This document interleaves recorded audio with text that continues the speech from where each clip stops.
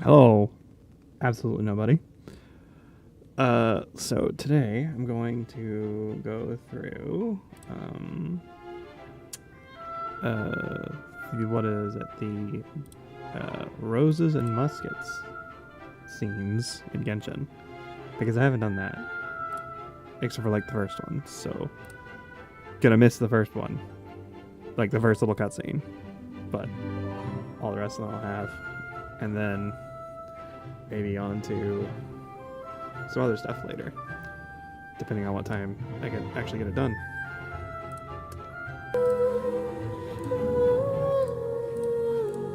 Yeah, it'd help if I actually like unmuted the game instead of had it muted the entire time. Probably would help. No one cares about the actual dialogue, right? I can just skip.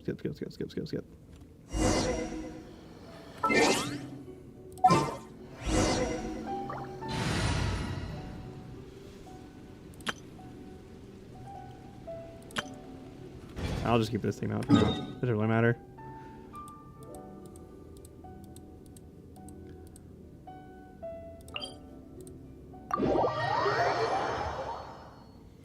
Doesn't matter at all.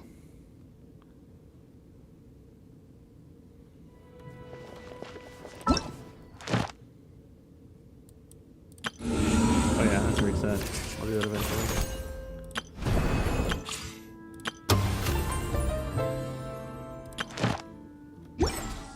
And I'll do the other quests, so that way I can get the, whatchamacallit, the ceiling. Have it follow you around. Even underwater, because right now the other ones don't follow you underwater for whatever reason. Ha! A new character, Chiori, whose shoes are even weirder compared to everyone else's.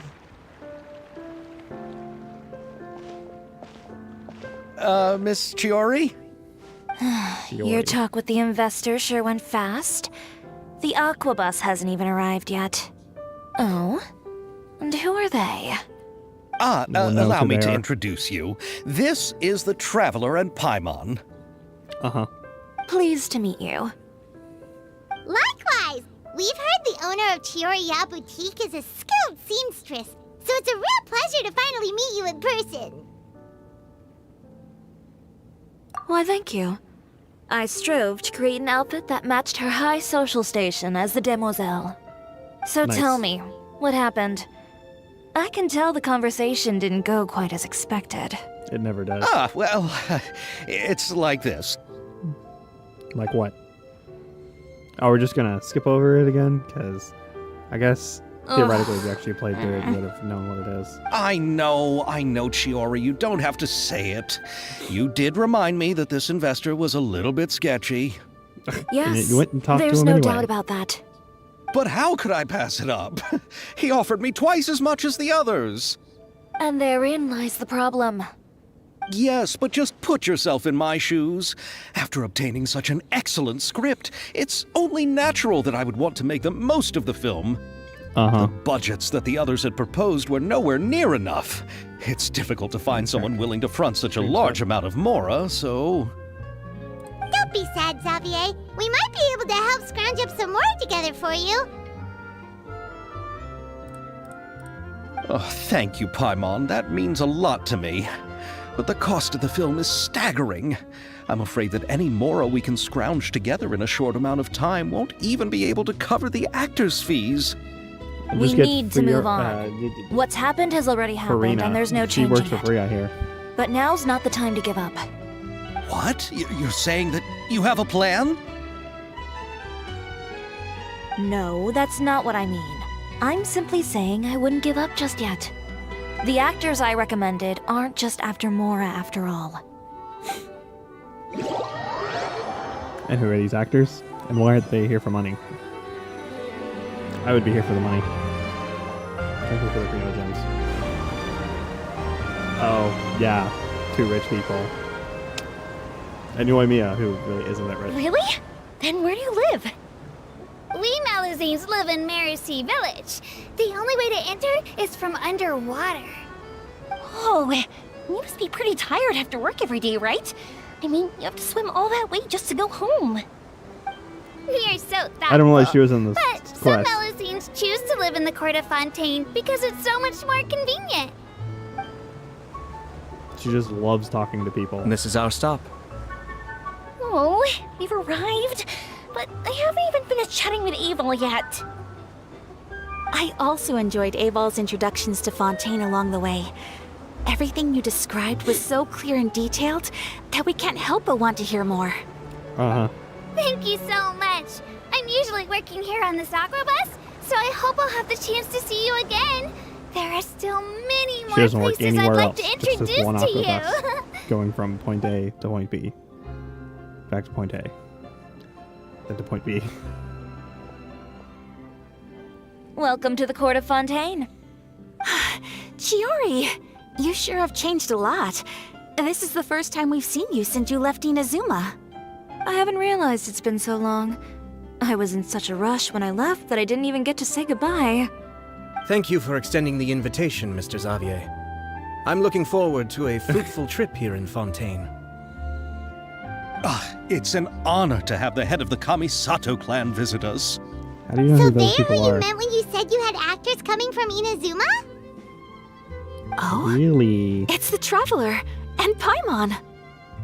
I can't mess this up. Wow, what a Because coincidence! the screen goes black for Ayaka whatever and I were reason. just talking about you on the way here. Are you also here for the film? We just ran into Xavier earlier and came over with him. Because we're suckers. But I'm not an actress. Sir Kamisato and Lady Ayaka are the real actors here. I'm just tagging along with Ayaka to have a good time together. I thought I would always get the lead role. About that, I mean, how was I supposed to contact you when I was making preparations for the film? I figured you were probably busy, and I didn't want to disturb you. So I could only keep you in the back of my mind while I sought other actors to play the lead roles in the film. I had been thinking about a surprise reunion with you during our trip here, but you still managed to surprise me first. It's because I just magically appear where the little plot needs me. Oh, so you all know each other already. My, Yes, what a we happen to know coincidence. each other. What are the chances everyone could be brought together here like this? Pretty high when you Why know don't we go to Hotel she's de Boer and completely catch up designed over a differently meal? than everyone else. I've already made a It's really high. reservation. Huh? Did you reserve 2 spots for us too? Yes, of course, of course. I'll be sure to tell the boss to Excuse serve me. a few more delicious dishes just to make sure there'll be enough food. Very well. Then please, kindly lead the way, Mr. Xavier. Screen shift. So we slowly walk off the screen.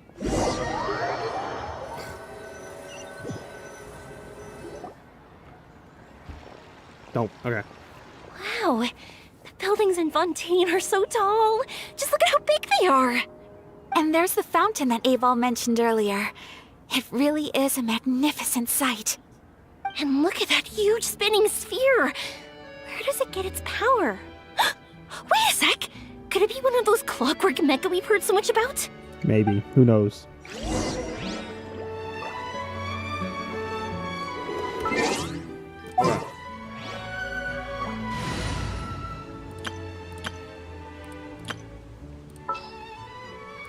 Oh, where is she? Are you going to hold a festival? There. Now it's closer. Gotta go over there.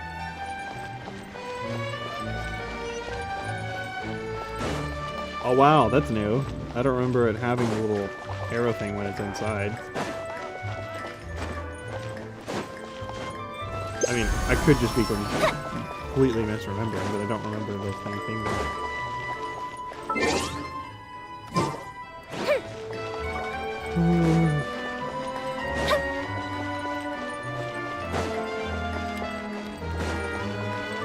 That's where one of the other event pieces are. But I'm just gonna do this and see how many I need to do for daily stuff, and then do the camera thing.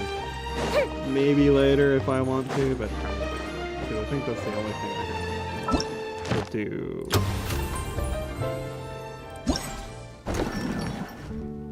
Because I did that. Did that one. I did that. Oh, this is the minigame, isn't it? We should play the minigame. The minigame should be fun. Hopefully it's fun. I'm gonna hope it's fun. If it's not fun, I'll be very sad. So this is what food from Fontaine is like. It sure How do is you know how to different use from a what we fork have in when you- Inazuma. How should I describe it? It seems like you have to go through a lot more steps to make them. And the flavor has many layers too. Ah, yes. When I first went to Inazuma, I actually thought the food there tasted a little too bland. It took some time for me to get used to it. Let's get back to the purpose of this trip for a moment, shall we? But How I don't have want preparations to. for the film been coming along, I want Mr. to talk about Xavier? food some more. Well, I've already assembled most of the film crew. A lighting specialist, Yay. a prop manager, and a costume designer. I've also bought the copyrights from the novel's author.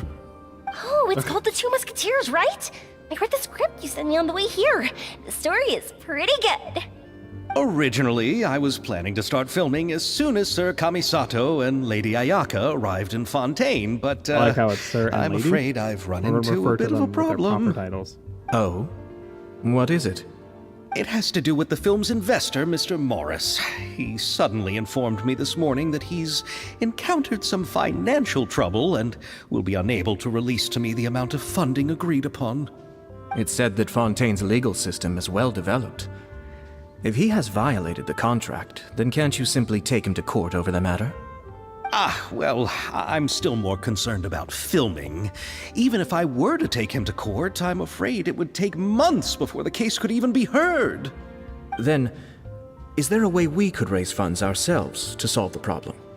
I've considered that option too, but unfortunately, it's difficult to gather such a large amount of mora on such short notice. Besides, we have to consider the film festival's submission deadline. Like tomorrow. Mr. Xavier, if Ayaka and I were willing to perform for free, would that resolve the problem you are currently facing? What? No, out of the question. To have you come all this way just to act for free? Oh, no, that won't do. Well, I'm sure There's we can no need think to of worry, something Mr. else. Xavier. My brother and I had actually intended to work for free after receiving your invitation. Why? Inazuma has only recently reopened its borders, and needs to strengthen its relations and cultural ties with other nations. Uh-huh. We didn't have many collaboration projects with Fontaine in the past, so we hope Because this you live trip on would serve as a opposite good start sides of for the this future. world.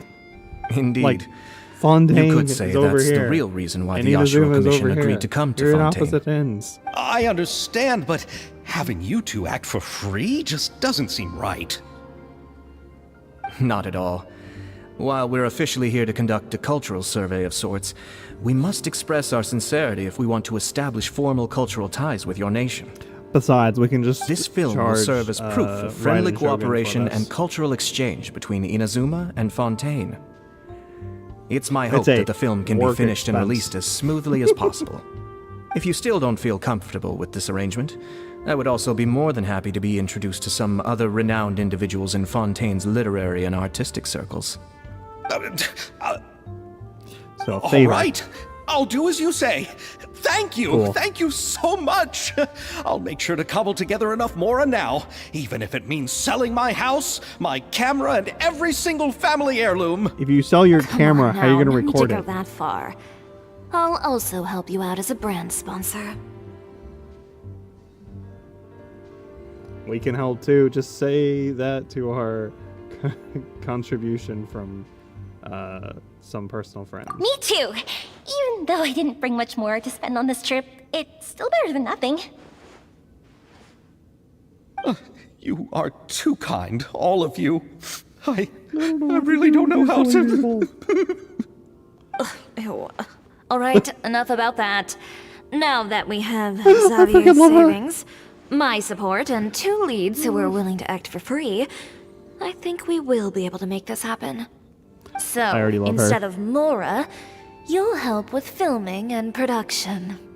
Oh, but how can we help with that? We don't know much about making a film.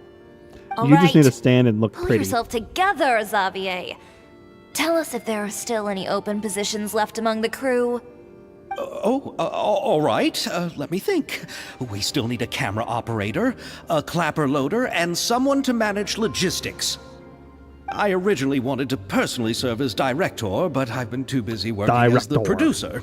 So the positions of director and director's assistant will also need to be filled.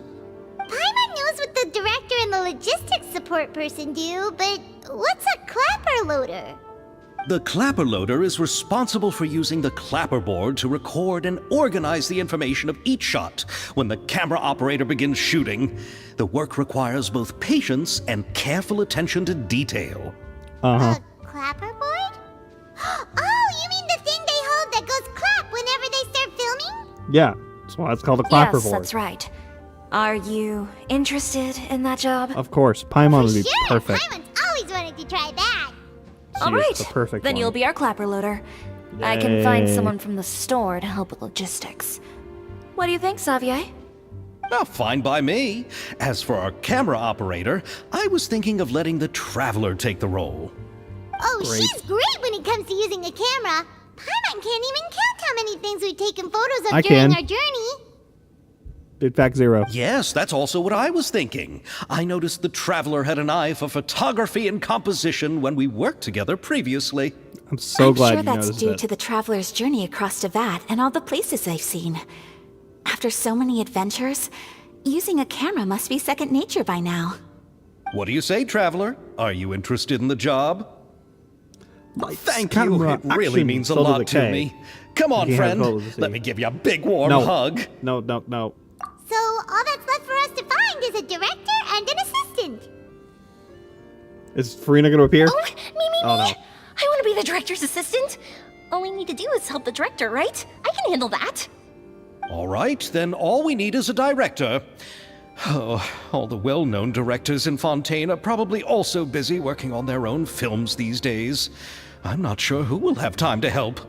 Oh, Farina helped out a theater troupe recently by serving as an artistic consultant. She could be a good director, right? Besides, it's not like she has anything else to do right now. Ooh. Farina? Do you really think Lady Farina would be willing to help us with our humble project? The worst she can tell you is no. Isn't that the name of Fontaine's Hydro Archon? My brother has already informed me about what happened here in Fontaine. Yep, that's her. She helped out a theater troupe not too long ago, and now she's taking up work as a director. Well,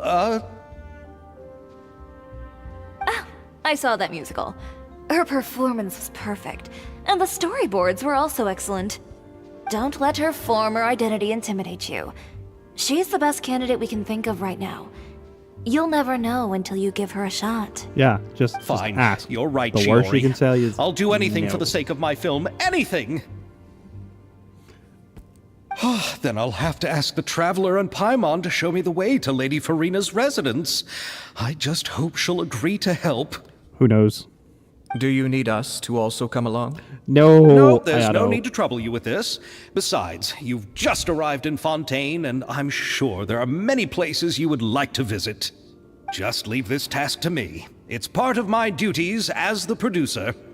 I'm so glad you can take responsibility. Very well. Then we'll be waiting to hear the good news. There will be no good news. I'll go with you. By the way, you might want to consider bringing a gift. Yeah, it's not Don't bad. worry, we won't simply drop you off at Farina's place.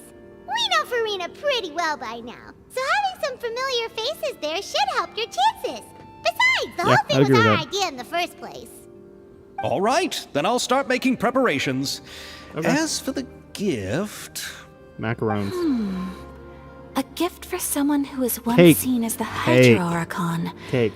I wonder what she would like. Cake. I recall that Lady Farina once fancied a clockwork ring, so perhaps I should get another exquisite clockwork contraption for her.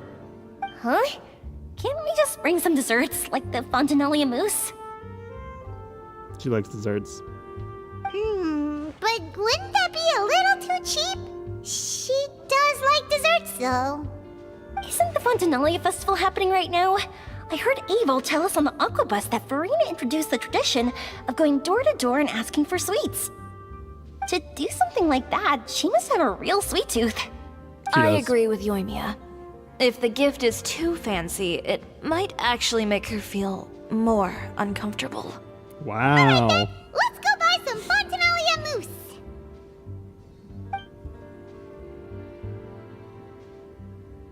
But will that really be enough? We'll be asking her to do a lot of work, you know. You're right. We need to further sweeten the deal. We need to sweeten it. Huh? You want something even sweeter than Fontanelia mousse? Yes. Like what? We'll need a gift that's sweeter than any dessert in the world. Uh-huh. Well, what could that be? Your words of praise.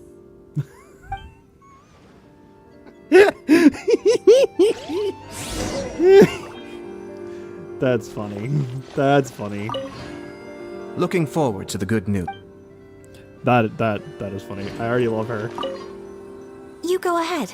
No need to. Oh, I hope Farina will like the gifts we prepared. Oh, and if you still think we should get something else for her, just let me know. I should be able to make some fireworks. Oh, great. Oh, great. The pyromaniac is still here. There's the... I don't think we had the little arrow thing before. I might be wrong, but I don't remember it.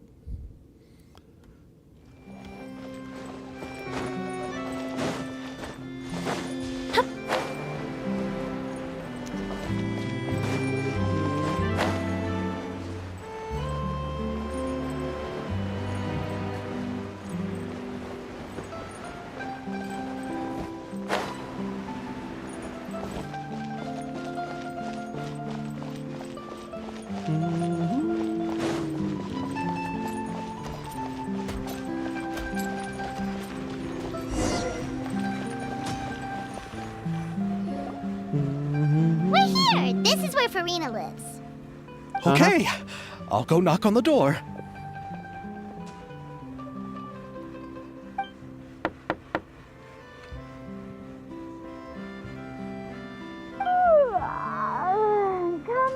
Coming. Ugh, seriously, who's knocking before afternoon tea? Who are you? Lady Farina, please allow me to introduce myself. I am Xavier, a film director. Director. Oh, is that the traveler in Paimon I see behind you? Hi, Farina. And who's this? I'm Chiori. Chiori. Ah, the one from Chioria Boutique. Hello. So, what are you all doing here? Do you need something? Did you just get up, Farina? It's already past noon, you know. Try to be nice, remember? Paimon means the weather is so nice in the afternoon and the sun is so warm. Just like how you make us feel. Sleeping in late is a really smart idea. No. I was just up late last night reading some novels. What does sleeping in have to do with the weather? This is a small gift we've prepared for you, Lady Farina. We hope you like it. No need to be so formal. I'm just a regular person like everyone else now. Is this Fontinalia mousse? It's one of my favorites. That's great! So, actually, there's something we need your help with. Given your renowned passion and understanding of drama, I would like to ask that you serve as the director of our film crew. Director. Oh, but didn't you just say that you're a director? Yes, but for this particular project, I'm mainly working as a producer. Besides, I'm sure that your understanding of the performing arts far surpasses my own, Lady Farina. Are the Traveler and Paimon also part of the film crew? Yep, we sure are. Paimon's the clapper loader and she's the camera operator. Camera operator. That can be a pretty technical job, and it directly affects the final quality of the film. Are you really up to it? No, I'm not questioning your abilities. It's just that I've never really seen you use a camera before. Maybe you can come up with a test for the Traveler and see for yourself. If she can satisfy Great. you with her camera skills, then you'd have nothing to worry about and can join the team. What do you say? You sure are getting better at rolling with the situation, Paimon. Oh, I do wish to see how skilled the Traveler really is with a camera. All right, how about this? We'll work with what we have. I'll give you some scenarios and see if your work is up to my standards. Whatever you say, Director Very Farina. good. It's essential for the camera operator to understand the director's vision. I'll make my decision after seeing your work. Are you ready? I have high standards, you know. Okay, grab the camera and I'll give you a scenario.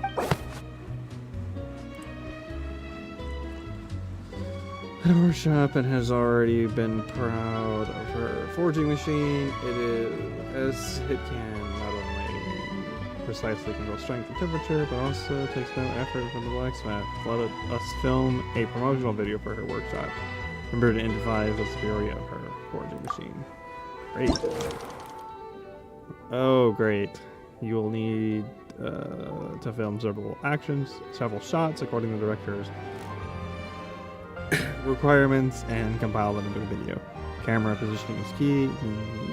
You should also ascertain the camera position requirements beforehand. When filming, there will be narrative requirements selected, the most suitable narration according to the story.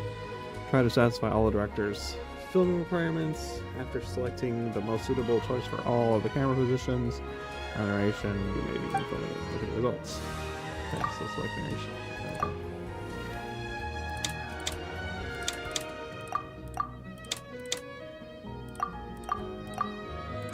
Why does it like switch back? Okay, that's fine. You can see the shows off the.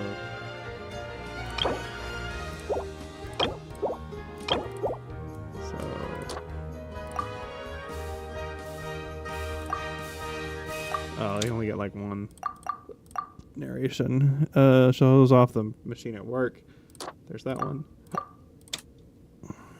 Shows off the atmosphere. Shoot drinking tea. Workshop, comfortably enjoyable. Sure, drinking tea, I guess.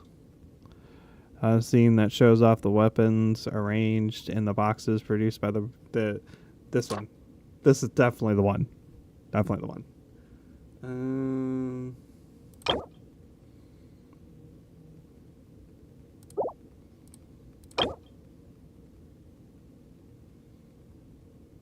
However, they will scaled.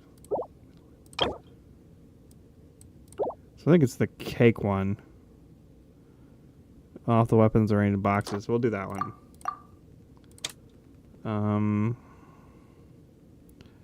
Is this literally the same?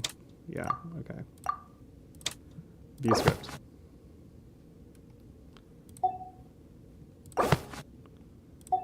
Is this? Okay. Sure. Here we go.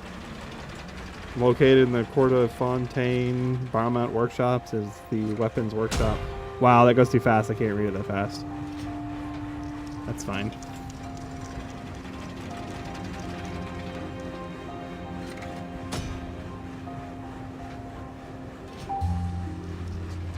With the boxes.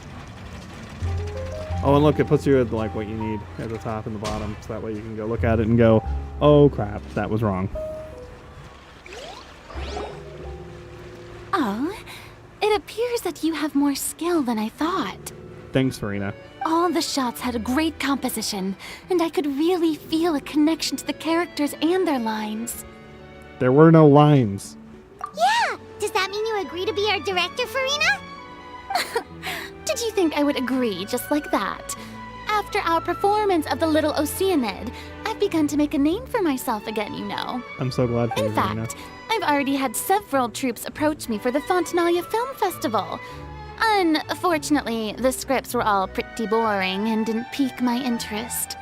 Aw, If others were to sorry. find out I agreed to work with you so easily, then, well... Hey, but didn't we have a deal? What else do No, we need to do we to didn't convince have a you, deal. Farina? Well, what about the pay? Huh? You know, how much you're willing to pay me to be the director? The pay is also an important factor for me to consider, you know. Well, I can offer you this much? What? It's not that much. That's all? If Nervulat were to hear of this, he could charge you with underpaying your labor. I'm sorry, but our crew is in a tight financial spot at the moment. I see. Well, even though it's highly unlikely now that I'll join your crew, there's still something I'd like to ask. Exactly what film are you planning to make? Oh, our script is an adaptation of The Two Musketeers. Aren't there three? Wait, you mean the suspense thriller novel that was a #1 bestseller? Oh, so Farina's read it too. Of course I read it. I've always had a keen interest in artistic works that strike a chord with the populace. I see. It all makes sense now. You must have used most of the budget to pay for the copyright. Not really. The novel's author transferred the copyright to me practically for free once he heard that I wanted to make a film adaptation of the story. The lack of budget is due to another issue. He probably just wants to get his name out there. So, Mora isn't the most important thing to him right now. It reminds me of a delivery courier who wears one of my designs while traveling all across Teyvat. I didn't charge her much for the outfit either. The exposure she provides for my brand is well worth it. So, are you a big fan of this story, Farina? Well, No. it's alright.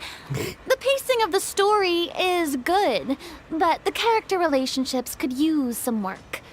When I was reading it before, I always felt like some things were left on a rather unsatisfactory note.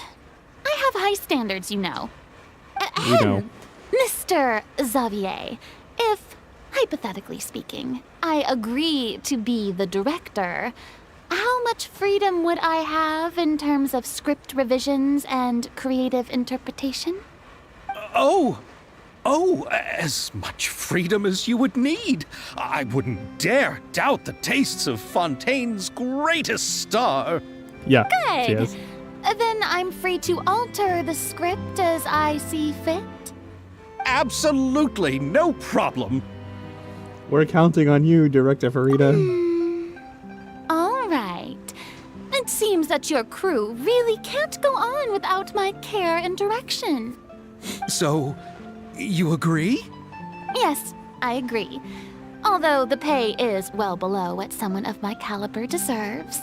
A great script calls for a great director. Of course. I mustn't let a perfectly good story be ruined due to lack of funds. If you have fine cheese and bread, you wouldn't just let it sit on the counter and get moldy just because you lack an oven, right? But the bread is already cooked. Why would you need an oven? Karina is weird. Hydro Archon above! I'm not dreaming, am I? Somebody pinch me. There's no more Hydro Archon, you know. And it's still a little early to celebrate. There's a lot that goes into shooting a film. Although the trickiest tasks of finalizing the script and casting the actors have already been taken care of, we'll still need to reserve filming locations. Not to say set up lighting and props. And by the way, since we'll be filming the 2 Musketeers, we'll need to find an action choreographer.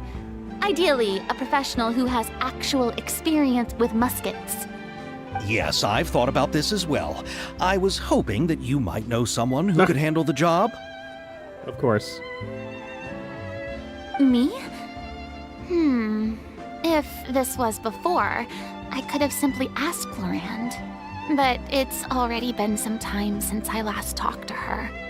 Navia can also use firearms, but unfortunately, her style is quite different from that of the characters in the story. Yeah. Could we because ask she the used a Special shotgun. Security and Surveillance Patrol? Oh, you mean the Special Patrol's Musketeers? Yes, that's right. They work with muskets every day. I can't think of anyone more qualified than them. They probably would be not. under Nervilette's jurisdiction. Unfortunately, I don't have any connection with them at all. So, in the end, we still have to start by talking to Nervilette. No need to go to all that trouble. I know their Captain Chevres. Oh, you do? Wait, Chiari, how do you know the captain of the Special Patrol's Musketeers? No particular reason. Running a business means dealing with some trouble from time to time, and she's helped me out on a few occasions. In return, I've helped her handle a few situations in which the Special Patrol couldn't get involved directly. So, we've gotten to know each other Wow, over time. Fiore is very like. So you're saying there's been times when the Special Patrol needed a fashion designer to handle a situation? Your work is becoming more and more mysterious. No kidding. It'd be best to keep it that way. Anyway, enough about that. Thanks, Yori. What do you all think about asking the captain to be our musket action choreographer? She sounds professional enough. She is a captain after all. I have no objections. But I imagine the Special Security and Surveillance Patrol must be busy with their duties. Do you think she'd really have time to help us shooting a film? And then there's the issue of pay. Well, it just so happens that she's also not the kind of person that's just after Mora. As for whether she has time, I'll have to go and ask her first. Then I'll leave that to you. Macaroni's on sale today, so I've got to go. You can just tell me how things went when we discuss tomorrow's plan later. No problem. Having Farina join feels like a big boost to our team. Of course. Just wait until the day of our premiere. You'll witness the true power of my name in these lands. You'll be so glad I agreed to help. I can guarantee that even the standing tickets will be sold out. I'll be sure to ask some people I know to see if they'd be willing to act as extras. Seems like you're finally getting more comfortable with your own reputation now. I didn't ask for the Clapper Loader's commentary, Paimon. Then let's get going. I happen to know where Chevrolet is today. By the way, I'm curious. If my pay is so low, then what about our 2 lead actors? Didn't they travel here all the way from Inazuma? Actually, they told us that they see the trip as part of a cultural exchange, so they didn't ask for any pay. What? So is every person in Tevat who doesn't want money gathered here to shoot this film? Don't tell me Chiori isn't being paid either. I already knew Xavier from before, and he's also agreed to give my brand some good exposure. It seems the gods have really smiled upon you, Xavier. And that certainly doesn't include me, mind you. I still want paid. Give me money. Oh, I found the first book of it. Besides the macaroni, I should also pick up some tomato sauce. Yeah, because you like macaroni a lot for whatever reason.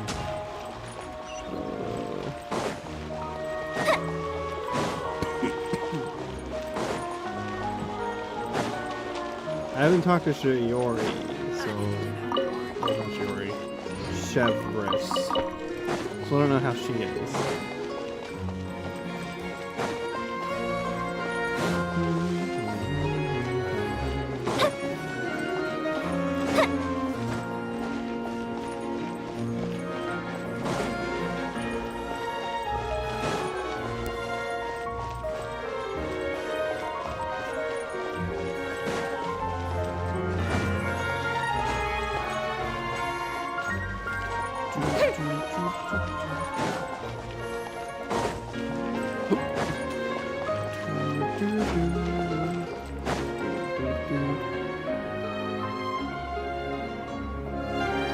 All right, this is the place. But where's the She's the only one with purple hair, Is there Paimon. anyone around here? She's over there. The one with an eye patch reading in front of the newsstand. Oh, her! Paimon could tell there was something different about her. She seems kinda intimidating. Please wait here for a moment. I'll go fetch her. She's working now, so you might not want to get in her way. Oh, Working? thanks. But isn't she just standing there and reading a novel? Just trust me. Oh, alright, let's see what happens then. I'm afraid. Shiori sure is a mysterious person. She claims just to be a fashion designer, but she knows all these powerful people. The court of Fontaine isn't particularly tolerant of visitors from overseas, so it isn't easy for a foreigner to promote their brand here. Even more so in the competitive world of fashion. Even a local like me just trying to make a film has to face all kinds of challenges. So I can only imagine what Chiori has been through to get where she is today. I'm sure that having more connections has definitely worked in her favor. I don't want to get on her bad side. Reading on the job? Detective novel. One main character? No, Multiple. Branching storylines. I see. How's the plot coming along? One of the main characters is about to make a choice that will affect the rest of his life. I'd wager he's going to make the wrong choice. Any way to speed things up? There's something I need your help with. You know that doesn't depend on me. It all comes down to what the character chooses. Which is exactly why I'm here to help.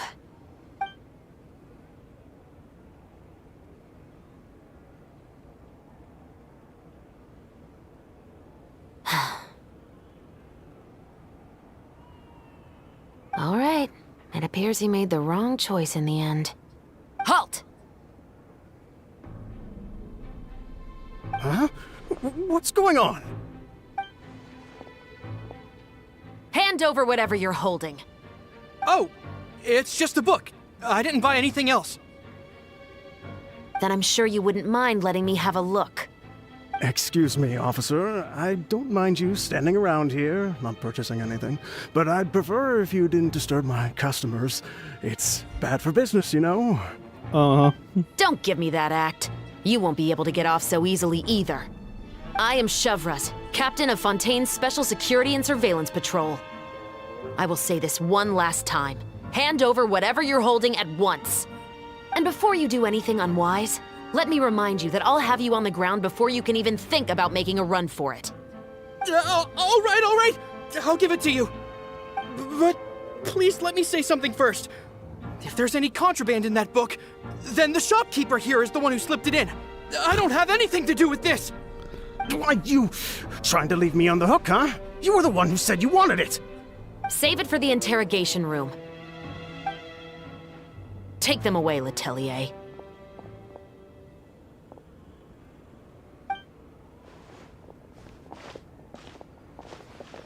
What's going on here? One second you're reading a book and the next you're escorting people away. And who are... Oh! Aren't you the traveler who's been all over the papers recently? Chiori, I'm assuming what you wanted to ask me about has to do with them, right? Well, more him, but... Maybe I can let you in on what's happening then.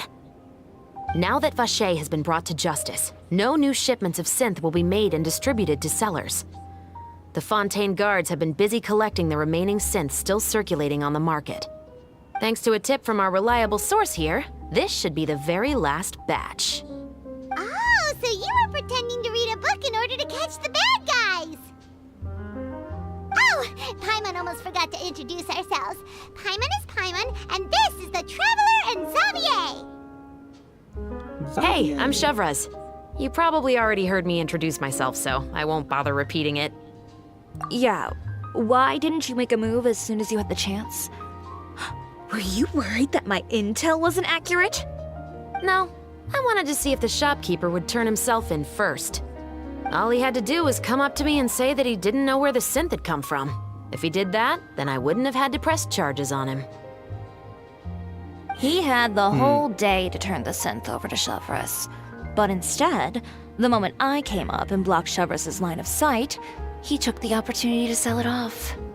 Yep, he made the wrong choice, even though the right choice was right there in front of him.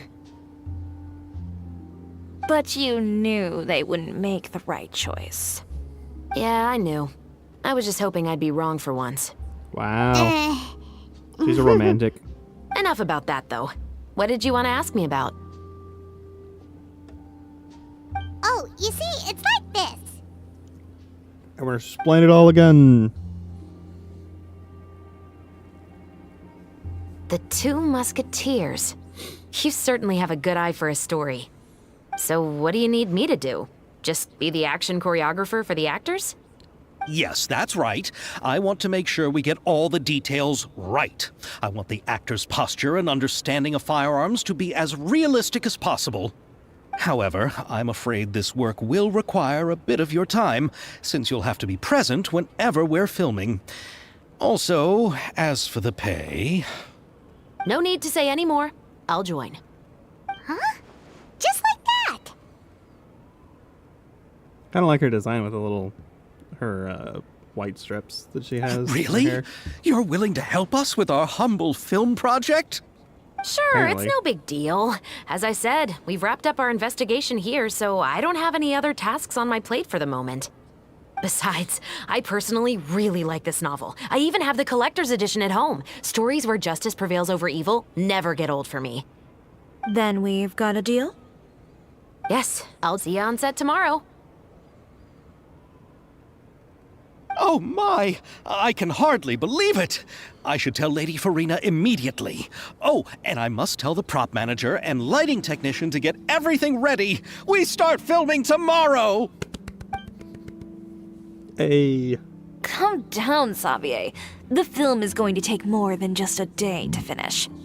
Still, I should also head back now and start preparing the actors' costumes and makeup. Alright, guess that's it for today then.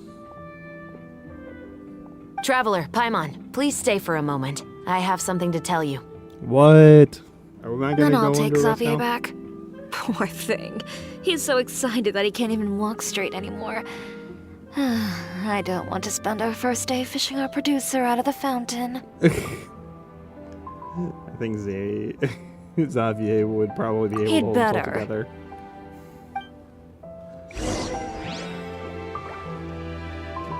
I just want to see. See her around.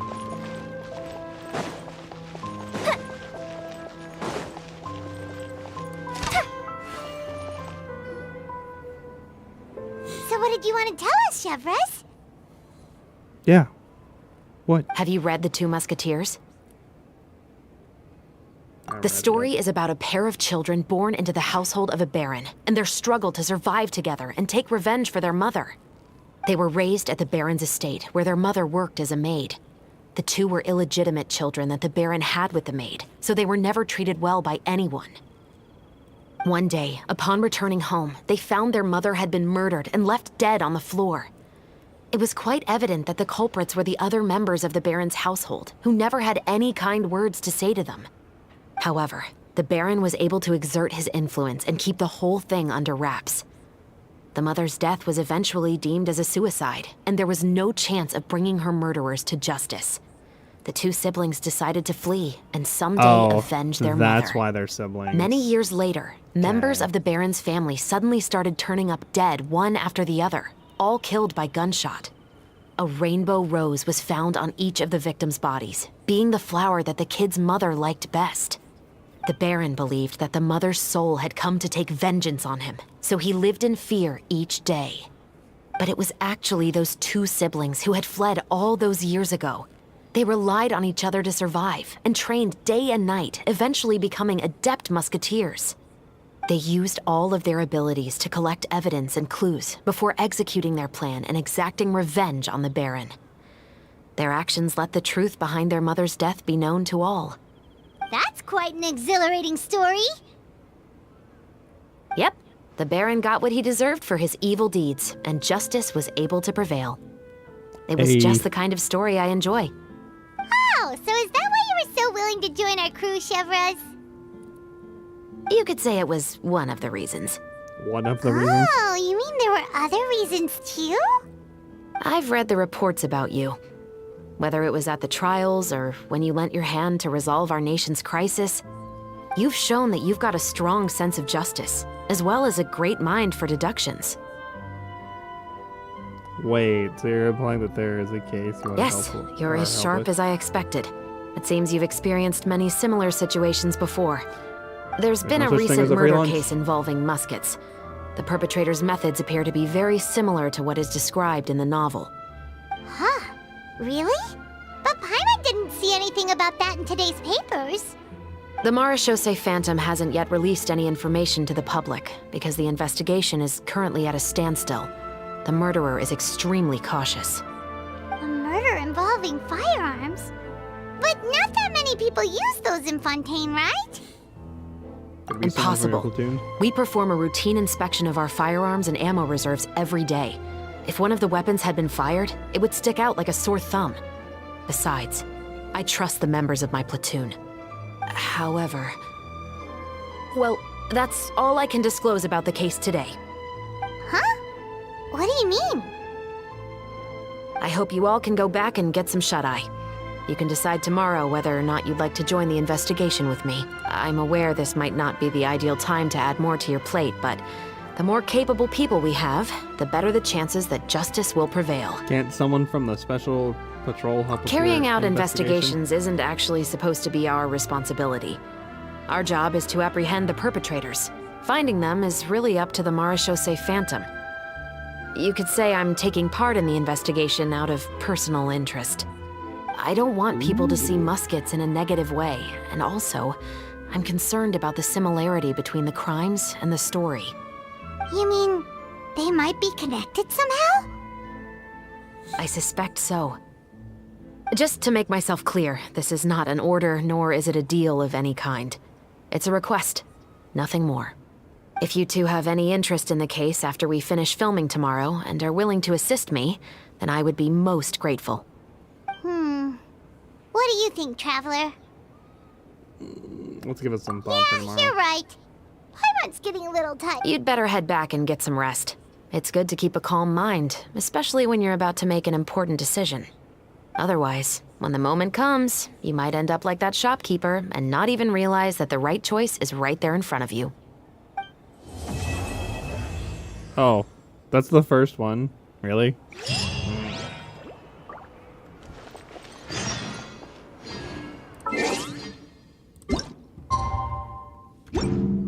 What time? Probably like 8, 10, yeah.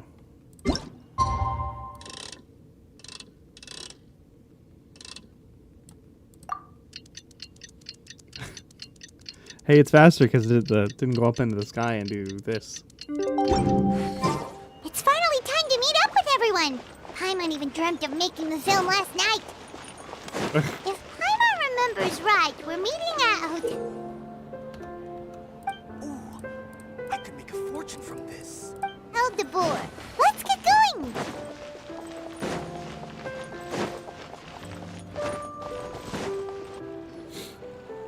Ayaka, Yoimiya, you're already here. Good morning. Xavier said yesterday afternoon went well. Yeah. Yep. And how about you, Ayaka? What were you up to yesterday? After we split up, Ayato went to see Udex Nervillette at the Palais Mermonia. I was originally thinking of going with him, but he said he could manage it himself. He told me to go see the sights around Fontaine and to enjoy the local culture. So I rode the aqua bus with Yoimiya and visited the opera house on Aranias Island. Yeah, you wouldn't believe what we saw there. 2 mechanical puppets that were dancing together. You've already seen them, right? Yes. Yeah, those two. Amazing, aren't they? We sat and watched for quite a while. It was mesmerizing. Like we could keep watching them forever. Oh, it was the same for us the first time we saw them, too. Until we beat them up. Afterwards, we went swimming at the beach. Well, diving, to be exact. It was the first time I ever breathed underwater. I held Ayaka's hand and we counted down together. 3, 2, 1, and then splash! We were beneath the waves. Sounded like those two had fun.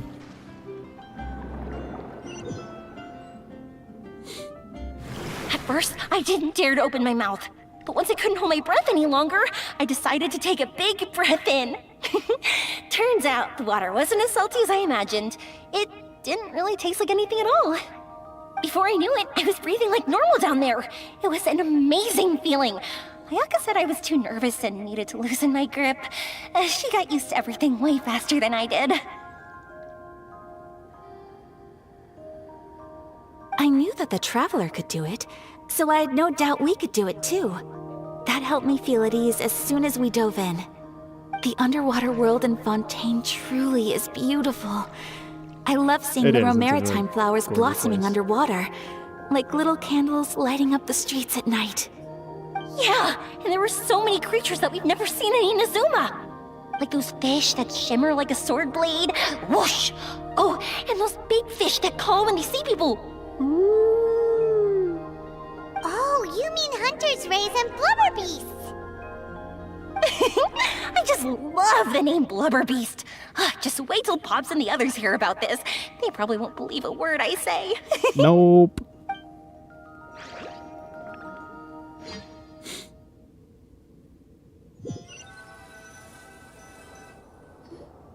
Yoimiya was down there for quite a while. It was dark before we finally rode the aquabus back to the city. I figured she'd want to sleep in today. Yeah, even I was worried that I wouldn't be able to get up. I still felt like I was drifting in the waves when I went to sleep last night. But as soon as I woke up today, I remembered that we'd all be shooting a film together, and I was ready to go. Speaking of the film, where's everybody else? My brother and Xavier were speaking to the restaurant owner about using the place as a filming location. They should be here soon. As for the others, We're here. Please excuse my Glorious tardiness. I just Shepard. finished the Special Patrol's 6-mile morning jog. Wait, 6 miles? I'm so tired. I heard you all chatting, so I decided to come down. I sure could use some of that endless energy everyone else has. good morning, everyone. Boarding. Can someone fetch me a cup of coffee? More milk, hold the sugar. Sure, I'd be happy to do that for you. No, That's the assistant's you job. can't go anywhere. Please, have a seat over here so I can get started on your makeup. Ugh, the last thing I want is coffee stains on my costumes. Coffee I can stains. get the coffee. The way It's she the said perfect job for an coffee stains. assistant.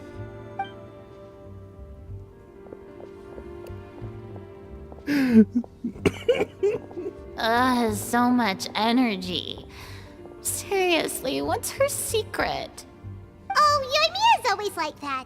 But you sure look exhausted, Farina. It's because you're not used to waking up so early, huh? Of course not. I spent the whole night reading the novel from cover to cover, marking sections that either need to be omitted or adapted. Wow. Isn't it written? Paimon didn't expect you to be so thorough. Isn't the script already written? Well, I was the biggest star in all of Fontaine after all. It takes more than just a pretty face to earn a reputation like that. I know how to get serious when the situation calls for it. I went all out when I was acting as an Archon, so why wouldn't I do the same for my own life? Here's your coffee, Director Farina. Is she gonna spill it?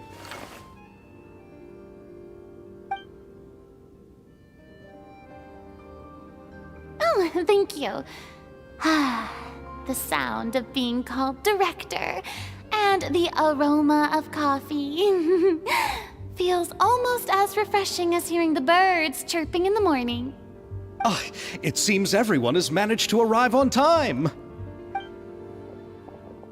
Wow, they actually like programmed. We've coffee reached an on her agreement hand. with the restaurant owner. I thought. We I are thought free she to was gonna use the spill second it. floor to shoot our film. Hey. That's great! He is really looking forward to our film and hopes that providing his restaurant as a filming location will attract more customers. Well then, Mr. Xavier, Only the film I'll is leave the good, rest to you. though. Okay, thanks. First, I'd like to introduce our new members. This is our prop manager, Veronique. She'll be in charge of all the film's props and items. And this is Bonneau, our lighting technician. He'll be in charge of lighting and illumination to set up each scene's atmosphere. Woot. Wow. Sure feels like we have some real professionals joining the crew now. First of all, please allow me to first express my sincerest gratitude to everyone in the crew. When my Because investor most informed of me people yesterday that are he being wouldn't be here- able to are here provide the funds, voluntarily. I really thought that this was the nail in the coffin for this film. I had no idea that I'd find so many people willing to help me on such short notice. Thank you. Thank you all from the bottom of my heart. No need to be so cordial, Mr. Xavier.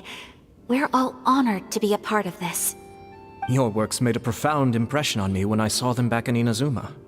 I am sure that someday, this film will be remembered as a prime example of cultural exchange between Fontaine and Inazuma. Yes, the story is the reason I agreed to join. I can't bear to even imagine what this film would look like without the very best director. Anyway, I would like to make a promise to everyone. Oh, I that just realized as his the name, producer of his this title film, has changed I'll from do film whatever I director can to film ensure producer. that everything goes as smoothly as possible. I know they do that, This is not but just then my every film. once in a while, It I also just go, embodies "Oh, the thoughts and they changed feelings it." of every person here, as well as the endless effort we are about to pour into it. So, without further ado, the Two Musketeers will officially begin filming now! You may take it from here, Director Farina. All right. Listen up, everyone. She's sitting in her throne again. The first scene takes place when the two young musketeers are living at the Baron's home, still unaware of all that is about to happen to them. We'll need props and lighting to set the scene. Our lead actors can go get their makeup done, and extras, please take this time to go over your positions. I don't see a lot of Whoa. extras here. Seems Farina's really kicking things into gear as the director. Is everyone clear? I don't want anyone traipsing around the set like umbrella finches. All right, What is an cameras will umbrella start finch? rolling as soon as the set is ready. Let's make a film that'll make some serious waves in Fontaine. Does that thing even exist? Not the kind of waves that drown people. I mean, the good kind of waves. Yes. Seems like she's still a bit traumatized by that. Anyway, let's go see if there's anything we can do to help. Oh. Got it. It's one of the birds that fly around in Fontaine around. I was wondering which one she was talking about. Well, I don't need any help here. she's got lots of books. You can talk to him. So what do you want me is doing? The director's How assistant. about here? A little more to the left. You got it. Hey, Yoimiya, do you need a hand? No, I'm fine. You know, doing the lighting is kind of like designing a fireworks show. It's interesting to imagine what kind of atmosphere the lights will create. I heard that the Traveler will be operating the camera and Paimon will be the clapper loader, right? You were there Those roles are when we just perfect talked for the two about of it. you. Really? Is that because it'll be easy for Paimon to hold the clapperboard while flying? You float. Well, sure, there's that, but that's not exactly what I meant. I just think that after all your journeys together, you two must have developed a super close bond and just naturally know how to work with each other. If I'm not mistaken, the director will want the cameras rolling as soon as the clapperboard goes clack. Just gets edited out in post Oh, I production. see. It's amazing to see the magic behind filmmaking. Yoimiya, we need lights over there too.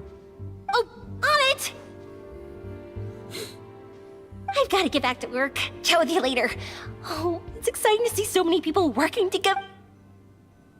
Bringing the film to life. Seems like Yoimiya's really getting into it. But she was right. We do have a super close bond, don't we? Sure. Paimon's really happy to hear that. That's a weird spot to put that, like, message. Like, does it actually mean anything? Or am I thinking about it too hard? Putting it right there. I want to... Of course you're not going to catch...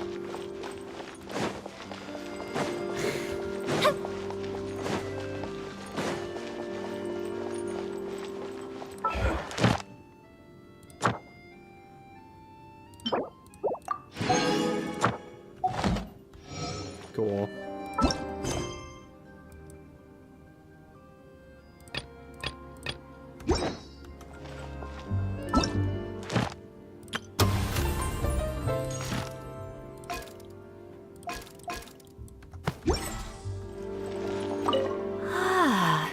So this is what a musket looks like. Not exactly.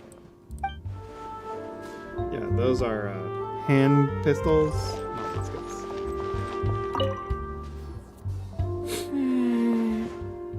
Ayaka has mentioned you to me before. She said that you two were great friends when you were kids. No talking. I'm thinking about how to do your eyeshadow. Ah, yes. To help me really look the part.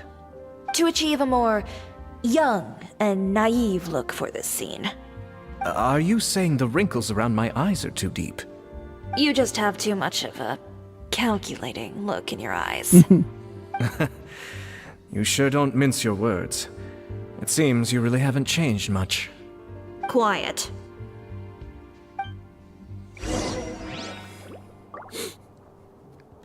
She needs no help. So, this is a real musket? No, it's just a prop weapon. Not bad. Have you seen a real musket before? Only in books and newspapers. I made this one based on the relative shape and proportions I saw in reference images. When we're filming, some special gunpowder will be applied around the muzzle, which will help create the flash and smoke effects of a real gun being fired. Which means it'll be up to the actors to portray the recoil. That's right. The sound effects for gunshots will also be added in post-production. Thank you, Veronique. I think I know where to start now. However, the musket's gears and firing pin could still use some work. Adding some wear on the metallic components will make them appear more realistic. Also, be sure to rub the muskets with some oil each time before we start shooting. That'll give the impression that the firearms have been well maintained. Good point. You seem to know a lot, Miss Chevres. I assume you use these types of firearms on a regular basis? Yes, I perform routine maintenance on my weapons every day. Just like we as people need to eat and sleep, muskets need to be cleaned and maintained. I also perform similar care for my sword every day, and familiarize myself with its shape and weight, to the point where it feels like a natural extension of my body. Yes, this way, our weapons will never betray us in the heat of battle. Yes, well said. It seems we have the same philosophy on this topic. Somewhat, anyway. Oh, sounds like they found a common interest to talk about. That's good. Though these props differ from the muskets I use, I can still give you some pointers. Good. I look forward to your instruction. First and foremost, never point the weapon at anyone, regardless of whether it's a real or prop wow, weapon, I like or whether this you're one. holding This it first or it's rule, on the table. great. This holds for Good any job. time when you're not actively engaging an enemy. Good job. Okay, understood. When aiming like the that as rule musket, number 1. extend your arm so that it's level with your shoulder, and use your eye to look down the weapon's sights. Like this? Not bad. Now, try saying your lines.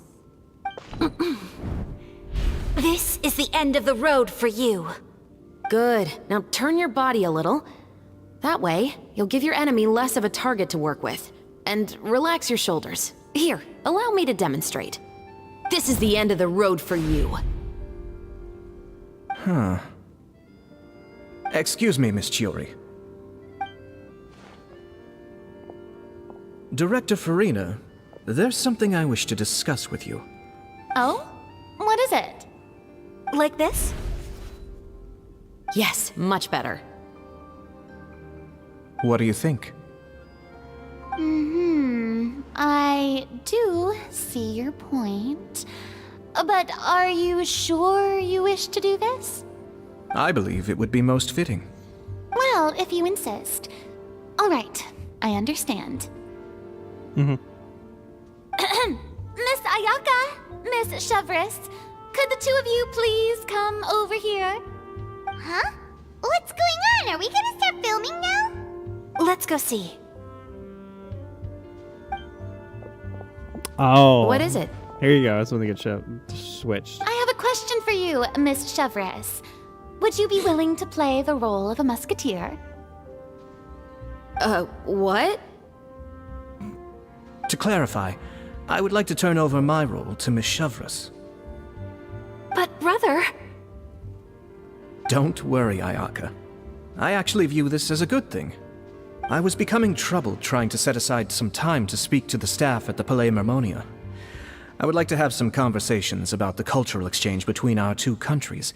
And I wish I've heard to that the bureaucratic give process you here can everything, get and so rather that way I can complicated. do more. Now boring I will be governmental able to things. focus on my work. Besides, you also know that I'm not really one for public performances. Are you really sure? From a director's point of view, I also felt like the relationship between the two musketeers in the original story could be improved. The older brother in the story plays the lead role with his overbearing character, but this causes his character to overshadow that of his sister, and the theme of the two supporting and relying on each other isn't conveyed very well. But if we were to change the siblings to two sisters of a similar age, then that aspect of the story might come through more clearly. Also, I've seen you instructing Ayaka. That cold and dignified personality is exactly what we need for the older musketeer.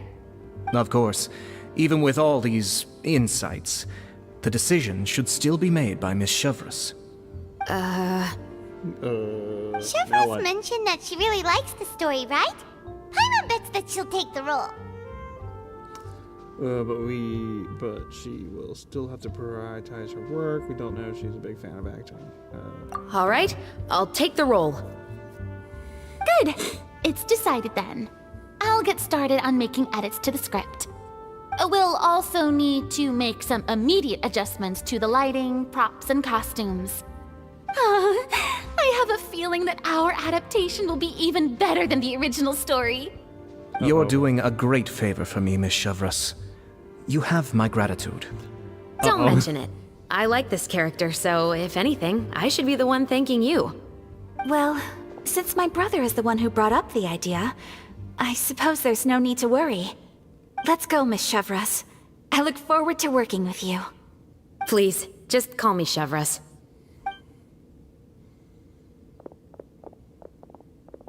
Seems like you're really going out of your way to solve the problem I was having with your makeup. Surely you jest, Chiori. I assure you that I was mostly motivated by a desire to spend more time on formal business. Oh, come on. You really think I'd buy that? According to what I've heard from Ayaka, her brother is someone who can juggle 10 different matters at the same time. I'm sure you have other reasons for backing out. Perhaps. Ayaka always said she wanted to go out and see more of the world, just like the Traveler. But I feel that she needs not only to see other nations, but also to make some different kinds of friends. I think it would be harder for her to make new connections with me constantly by her side. I would like to give her some space. Alright, go on. Spoil her some more. Ayato, it's too bad you're stepping down from the role. Paimon really wanted to see you act as a musketeer. This is the punishment you deserve. No need to poke fun at me. I'd wager that you also felt that I wasn't the best candidate for the role. It's a little hard for Paimon to imagine you saying those lines. Going back to work now? Yes. I've made an appointment to meet some people from the Palais Mermonia. Now, I will have some more time to prepare. Traveler, get the camera ready. Paimon, get the clapperboard. Actors, to your positions. We're about to start shooting the first scene. Go on now. I'm too fat. And please take good care of Ayaka. Yep, don't worry. Good luck with your Thank work. you. I look forward to seeing the film when it's finished. It'll never be finished. It's a never-ending project. All right. Now that we're all here, let me help set the scene for everyone. That's like a big The camera first for what we're trying scene to do takes here. place when our two main characters are still living at the Baron's estate. They've been ostracized and verbally abused by others in the household, but they still have no idea why. We want to capture how naive and innocent they are, despite their pain. Chevreuse will be playing the role of the older sister, Tulip, and Ayaka will be the younger sister, Iris. Be sure to get close-ups of the main characters at the right moment. Silence on the set! Lights! Camera! Action! Let's go! Paimon, be quiet! Tulip, Mother's been out for quite a while now. Perhaps she went to pick some flowers on the way home. You know how she loves flowers. Iris, Tulip, I'm home. Mother, you were out for so long. We were beginning to worry about you. I wonder if those actually have anything to do. I'm sorry. But I'm back now, safe and sound. Here, I brought your favorite treat. Apple turnovers. Mother, what are those bruises on your hand? Huh? What bruises? Oh, I must have bumped into something while I was working yesterday. But I didn't notice them this morning. Then perhaps they're from when I accidentally tripped when I was out just now. By the way, did you have fun playing at home? What's the matter, Iris? Well, we've realized that no one really wants to play with us. They even took Iris's doll and spat at us. And they even called us names. They said we were... Shh. It's all right. Don't worry. Girls, listen to me. It doesn't matter what anyone says. Don't listen to them. No one can define you with such words. You both have wonderful lives ahead of you. Just like your names. You will both blossom like beautiful flowers. Maybe your time to blossom hasn't quite come yet. But one day, you two will bloom more beautifully than anything else. Don't let the soil you're in now ruin your future beauty. Understand? My dear daughters. And cut! Not bad. The actor's emotions were all on point. Let's keep that take. Also, if our clapper loader could avoid shouting at the start of the scene next time. Oh, got it. Great. The Traveler's I was like, a little worried that my I'm nerves would get the on. better of me. What about you, Chevras? I felt fine. The lines weren't too difficult at all. Seems like Farina must have adapted the role nicely. You two were great. I couldn't tell it was your first time acting in a film. You should have more confidence. Thank you for your encouragement. Thanks. Positions, everyone! We'll move on to the next scene after we try a few more camera angles. Everything proceeds at a great pace. Once Farina has just some details to her satisfaction, we'll This begin scene recording. is when our two characters return home, only to discover their mother has been murdered. Ready? Lights, Lights, camera, action. Camera, action! Paimon! Well, she didn't do it this time. Good job. We're back. Mother?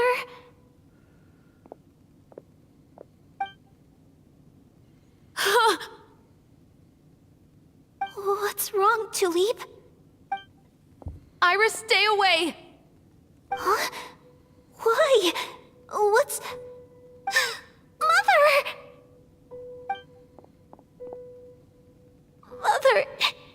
She's...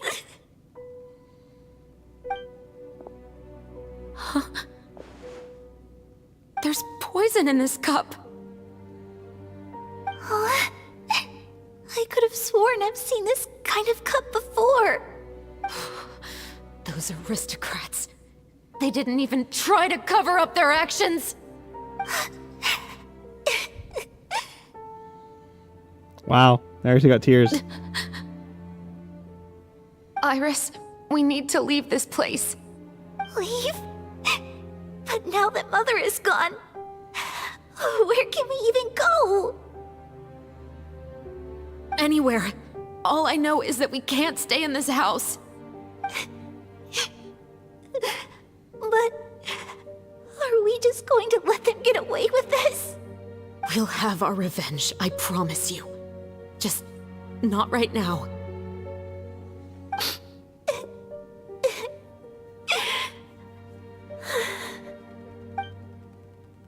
Come on, let's go. Gotta leave. No, wait. What are we waiting for? We can't just leave Mother here like this. At least let me leave this rose with her. That's why we went out in the first place. To buy her this flower. All right. Goodbye, Mother. We'll avenge you. Someday.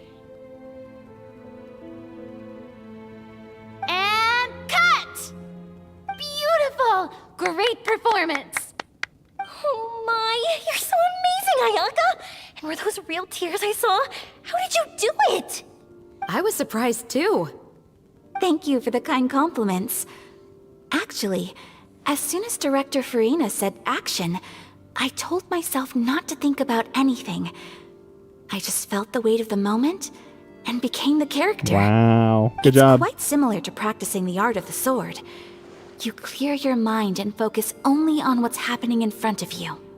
Ayaka's performance was amazing. Have I discovered an acting prodigy? Pipe down, everyone! We need to move on to the next scene!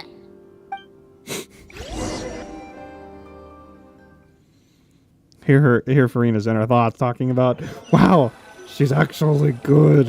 What am I gonna do now? Bye, guys. Huh? Are we done already? But Yes. Paimon wants to keep playing with the clapperboard. You're not playing, How Paimon. do you feel, Traveler? Is your arm sore from holding the camera all day? A little bit. But it was Good a lot of work, fun. you two. You too, Chevres. You were quite the actress today. I've read this novel many times before. I have a good grasp of my character's mindset. Anyway, do you remember my request from yesterday? Oh, Yes. right! We were having so much fun that Paimon nearly forgot. You have a case where the murders seem really similar to the cases in the novel, right? So, how are they similar exactly? In the story, the main characters grow up to become two musketeers, always using their guns to carry out their revenge. And on each of the victims, they place a rainbow rose as a signal that they've returned. Yes, that's correct. We found rainbow roses just like in the novel. Seems like you're connecting the dots now. Oh, that does sound pretty concerning. Especially after seeing Wow, the kind of script weird in this today. spot. Oh, now Paimon can't stop wondering what kind of ulterior motive the murderer might have. What do you think, Traveler? You're smart. Paimon wants to hear your thoughts. If only if we're only here to assist, then I think we can join. the Good. case, Yeah. On behalf of Fontaine's Special Security and Surveillance Patrol, thank you for your dedication to justice. There's no time to lose. We should start investigating right away. Follow me. Huh? Right now? Well, we just got done filming all day. Paimon's so tired. The most valuable intel always comes after nightfall. They are like small, remote islands in the middle of the sea. If you don't stay vigilant, you will pass right by them in the fog. That's how one of my favorite books always puts it, at least. Stealing lines. Going right now. Let's start by checking out some workshops that sell mechanical components. If the culprit is making their own weapons, it's very likely that they'll visit those sort of places.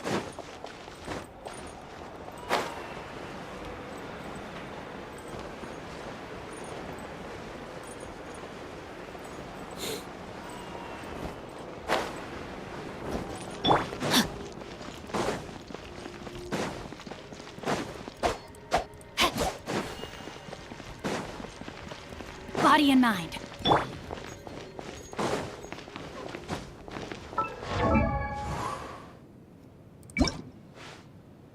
It's too cold. Too cold for the summer thing.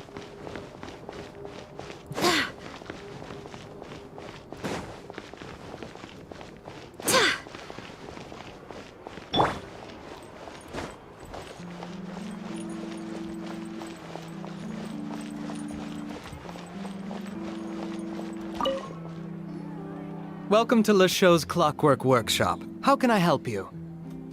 Hello. I'd like to know if anyone has purchased some special components lately. Special components? Sorry, could you be more specific? I mean the kind of components that aren't typically used for clockwork toys, but for firearms. Huh? For firearms? No, we don't sell those sort of things here. Don't misunderstand. I'm not here to cause any trouble. We are merely investigating a case, and we're hoping that you could cooperate. Well, to be completely honest, I'm not even sure what kind of components that would entail. Has anyone ever purchased components here as an individual rather than on behalf of an organization? We have a lot of customers who buy toys, but those who buy components are all regular customers who buy in bulk on behalf of their organization. Is that so? I understand. Thank you for your cooperation. You're welcome. It's the least I can do. That's when you say, I'm not answering questions unless you have a warrant.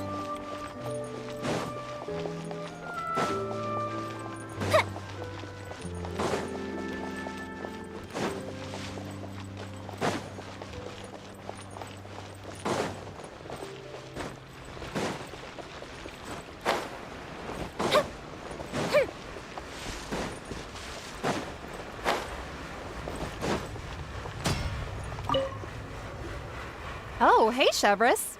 Run out of oil for your musket again? Hello, Estelle.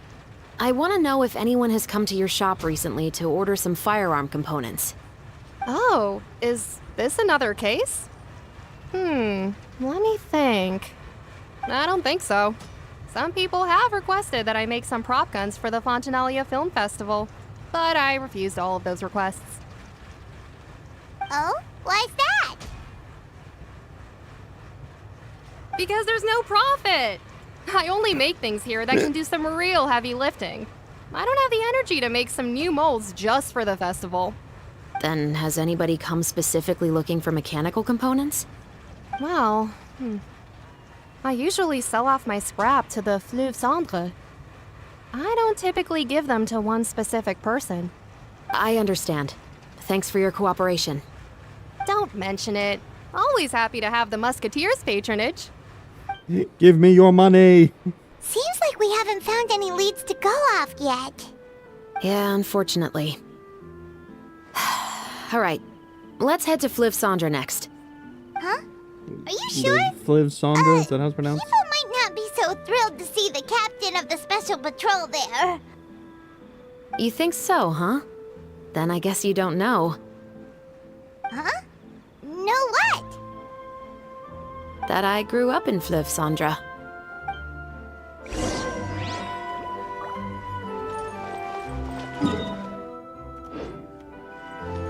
Oh, that's I'm just gonna teleport down there because I don't remember how to actually get down there. It'll just be easier just to teleport down there.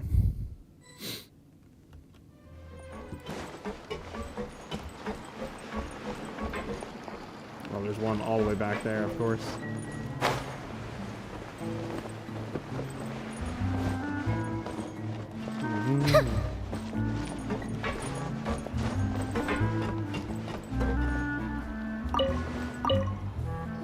You have to sit down when you talk to them.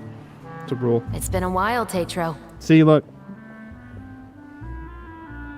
Please, just get on with your request.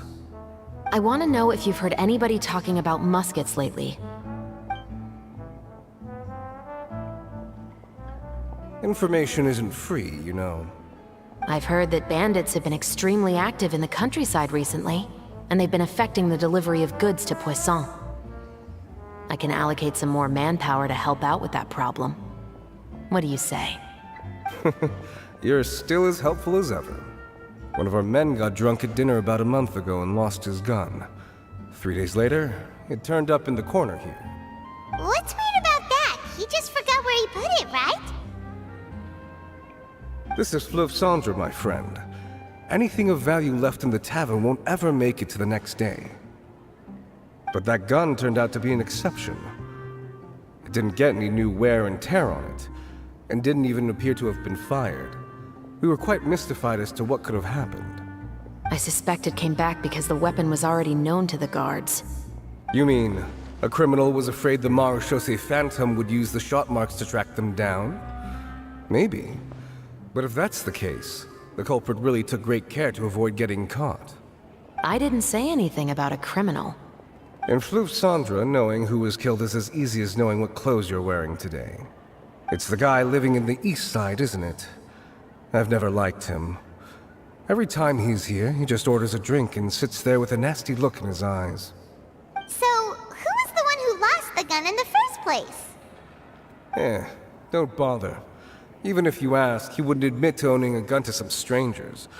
Not to mention the captain of the Special Security and Surveillance Patrol. He's right. I know you grew up here, Shavras. Even though you're on good terms with the Spina, you've still been gone too long.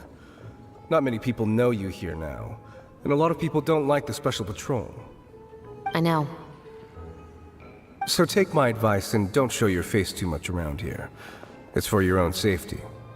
I'll come and go as I please, and I'm afraid I'll be appearing more often due to my work. All right. Don't say I didn't warn you. Finally on the right path.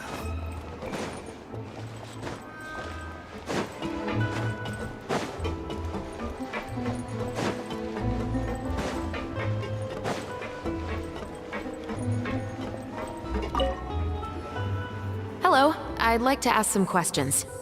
I don't know anything. Don't worry, I'm not here to arrest anybody. You say that now.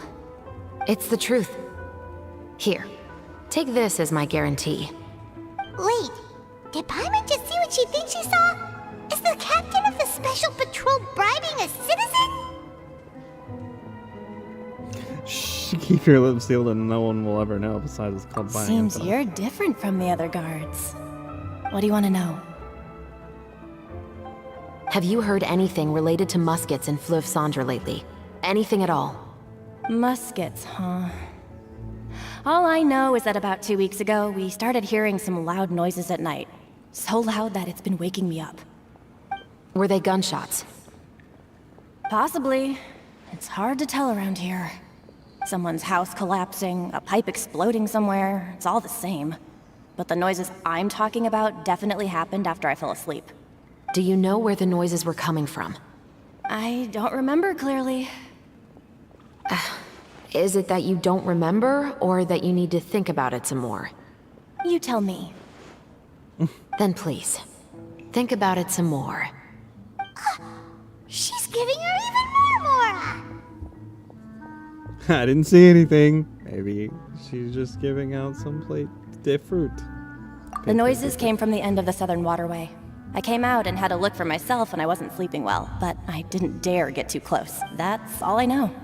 All right, I'll take your word for it. Thanks for the pâte de fruits.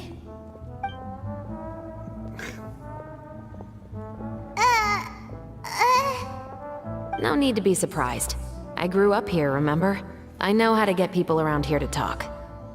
I want some prat different. My apologies, I'm all out of sweets. Though I do have some other tempting snacks in my custody. Fries, fried chicken, and even onion rings. But taking care of junk food is my responsibility. You're better off sticking to your normal, nutritious diet. Now then, let's keep going. Just appears out of nowhere. It disappears.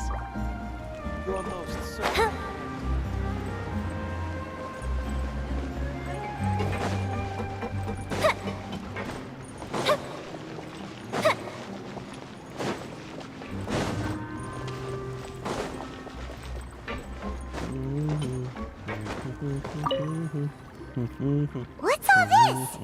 Some broken planks and barrels, as well as some liquor bottles?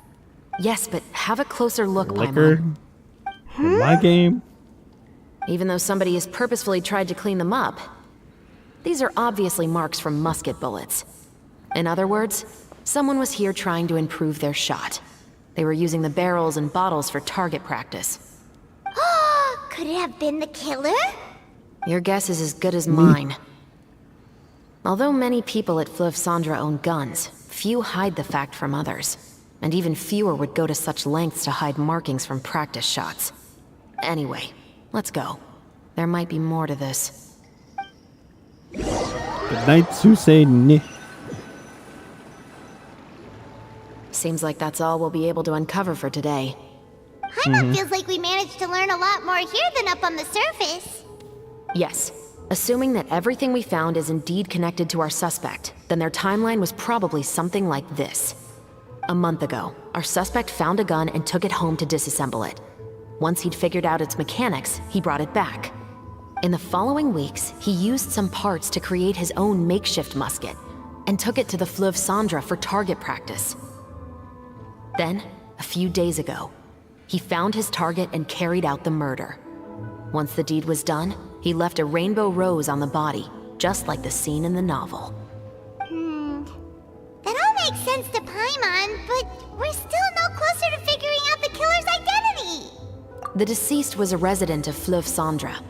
It's said that he was a poor, solitary man.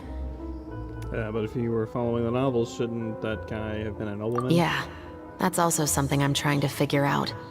If we are indeed following the novel, and there's a story behind the murder, then this murder should be an act of vengeance. But according to our investigation, the deceased didn't have any enemies. He was no saint, but no one's heard of a rival who hated him enough to shoot him dead, much less care to leave a rose on his body. What message is the killer trying to convey, and to whom exactly? Could they be the novelist? We've thoroughly investigated that possibility. He claims to have spent the whole day at the Opera House on the day of the murder, and the staff there have confirmed his account. Okay, so he has an alibi. Not only that, he lacks a credible motive as well. He has a family of his own, and both of his parents are still alive. I've looked into his records. He was adopted at the age of 6, and all the proper procedures were followed. There are also records of him at an orphanage before then. In the story, the mother of the 2 musketeers was murdered after the children turned 10. Of course, he could have changed the children's ages, but I don't want to assume anything without evidence. More importantly, I've also had a chat with him in person. He didn't seem like the kind of person who would pull the trigger to kill a man. Then, what should we do now? We have all this new information, but it doesn't help us move forward. Investigations take time. I didn't expect us to catch the culprit in just a single day. How How about this? Let's spend the next few days filming with the crew. We can continue the investigation once we're done with the film. I'm sure that given time, new leads will present themselves. Wait, but weren't you saying Intel is like small, remote islands in the middle of the sea just a moment ago? Wouldn't you just miss them if you were to stop looking? Ah, but the book had more than one reference to the islands, Paimon. Oh? What else did it say then? As long as you spend enough time sailing through the fog, you'll eventually come across an island. Is it Spin to Rosa? That's why we're looking at it.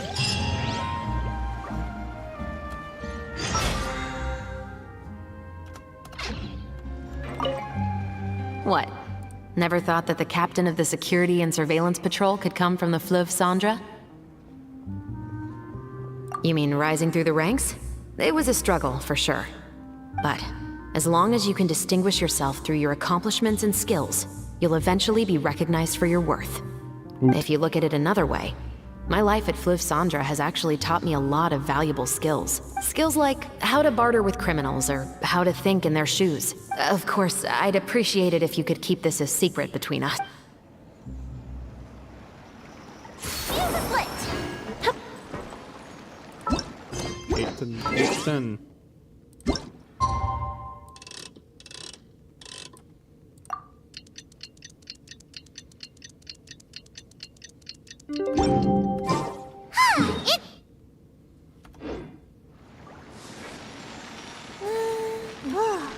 Anyway, let's head out and meet up with the others.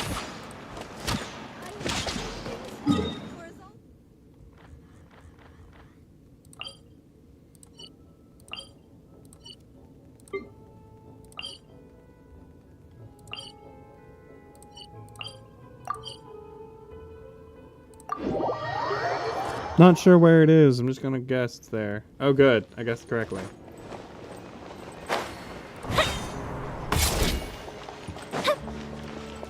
Or I should say, I guess good enough.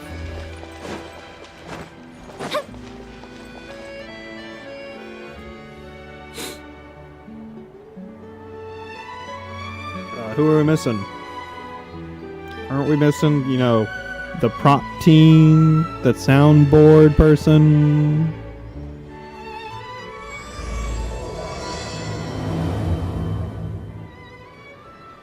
We're just gonna do the filming.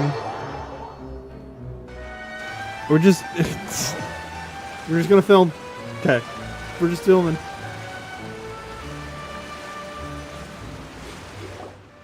Good work, everyone! we're looking to wrap with our two main ladies today.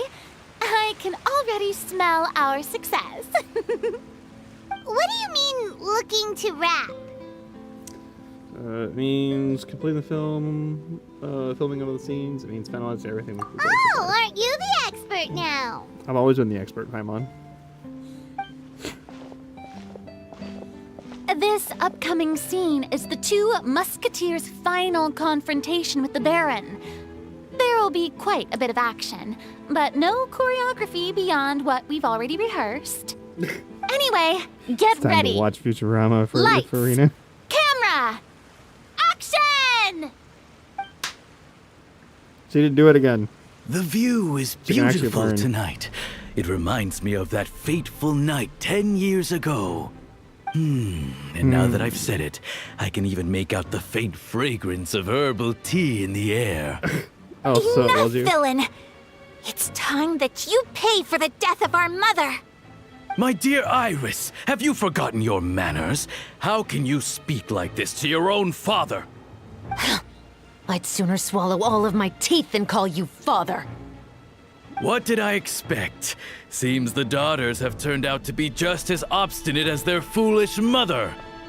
In this world, Mora and status is everything. She thought she could blackmail me using her children and force me to grant her recognition and concessions? Ah, how naive can a woman be? Since they were just gonna poison Mother her. never asked a single thing of you. All she wished was for us to live a peaceful life, just like the others. It was you who personally brewed the poison of prejudice and sent Mother to her death. Compared to that deadly poison, the 2 bullets that will soon pierce through your heart will be like sweet mercy.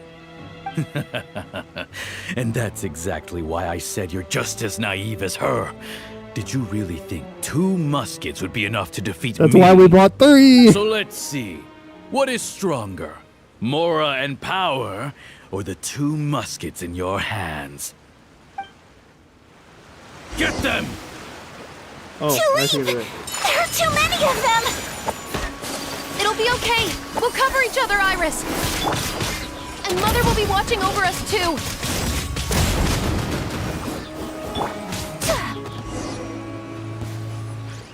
Hey.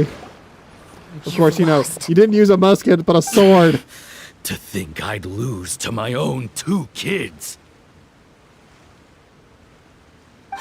We are no children of yours, and we'll never call that place our home. Then tell me, what did you do all this for? You lost your mother, and will soon kill your father as well. What will you gain in the end, other than sentences for your crimes? We will gain our long-awaited justice. Gunshot. Here's a gunshot, guys. It's over. Finally, it's over. Hey.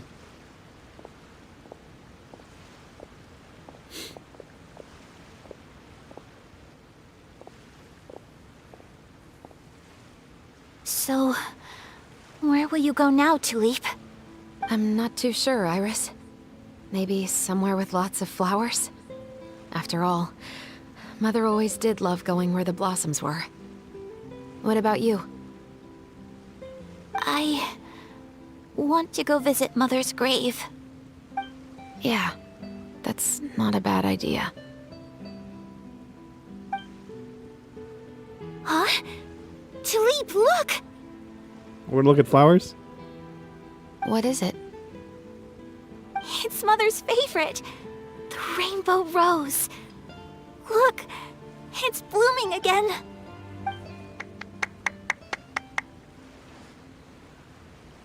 Excellent! That was beyond mesmerizing. Even I didn't expect the scene to go so well. sure And you we didn't. got it in a single take. Hey. All right, everyone. We've got a wrap for Tulip and Iris. Congratulations, Ayaka and Chevrolet! Great job. Thank you. I didn't expect our parts to wrap so quickly. I wish I could savor the experience for just a bit longer. Paimon totally understands. Paimon's not ready to say goodbye to the clapperboard either. Filming has really been a lot of fun. You still have more work to do, Too, Paimon. Chevres. The way you said, long-awaited justice. It gave Paimon chills. That is indeed my favorite line in the whole book. I still remember trying to act it out in my room the first few times I read it. Whoa, Paimon would have never guessed you're that type. Who doesn't like stories where the guilty are punished and justice prevails over evil? Don't forget, I'm the captain of the Special Security and Surveillance Patrol. Captain, I have something urgent to report. Oh no, what? Please excuse me, everyone. I'll be back in just a moment. It's okay, don't worry about us.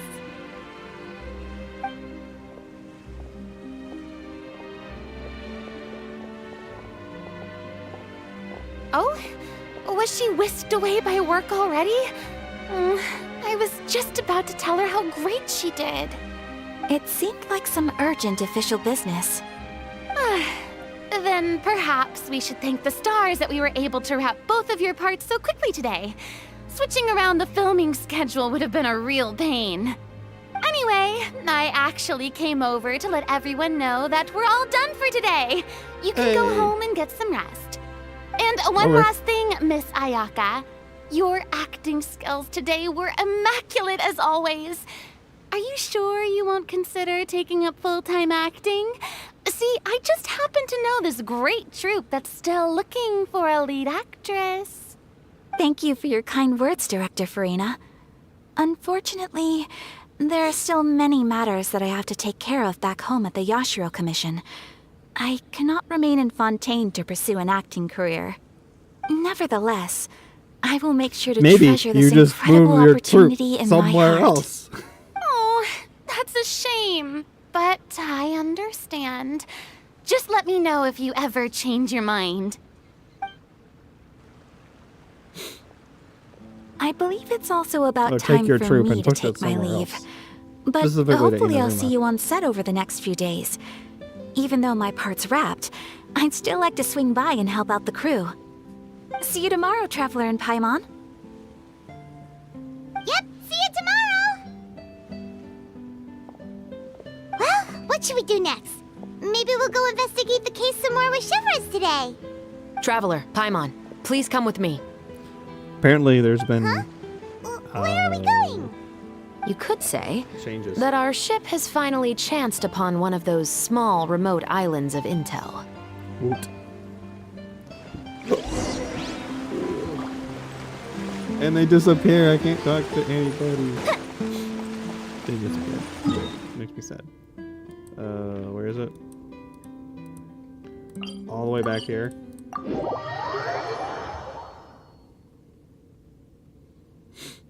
Mm-hmm.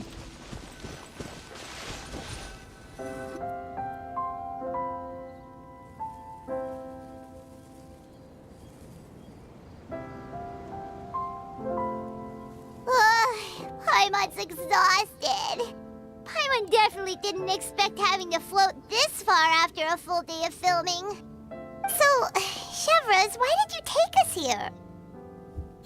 Where's our new clue? Affirmative. It wasn't anything conclusive, but it should show us a clear way forward. Have you ever heard of someone by the name of Emily? Oh, you mean that famous perfumer? She's a good friend of mine. She's lent me her aid several times in the past to resolve some difficult cases. After I discovered the rainbow rose at the scene of the murder, I sent it to her. After all, she's probably the foremost expert on flowers and scents in all of Fontaine. And then? There was nothing remarkable about the flower or the trace amounts of soil left on it. But according to Emily, the rainbow rose left by the killer was derived from a very rare cultivar. Okay. Paimon didn't know that there were different varieties of rainbow rose. Paimon just thought they grew everywhere in the wild. Flowers that are deliberately cultivated will always show some different features from those that bloom in the wild. We already knew that the rose left at the scene belonged to a special cultivar, but with Emily's expertise, we were able to pinpoint the place where it was first picked from. I mean, I guess if it's... Oh, Paimon gets it now. So whoever first planted that rainbow rose was probably the killer. Precisely. Eh, And after we that's checked what we elite. learned against some sales records from the past, we discovered that there's only one person in all of Fontaine who could grow and sell this specific cultivar. Really? And who is it? It's the novelist. But didn't you say he had an alibi? To be clear, I haven't changed my mind about him. I still don't think he was the one who pulled the trigger. However, that doesn't mean the true culprit never visited him at his home or never purchased a rainbow rose from his garden. Whatever the case, we will have to confirm a number of things with him. So you mean the next place we need to go is... Yes, we're going to pay him a visit at his home.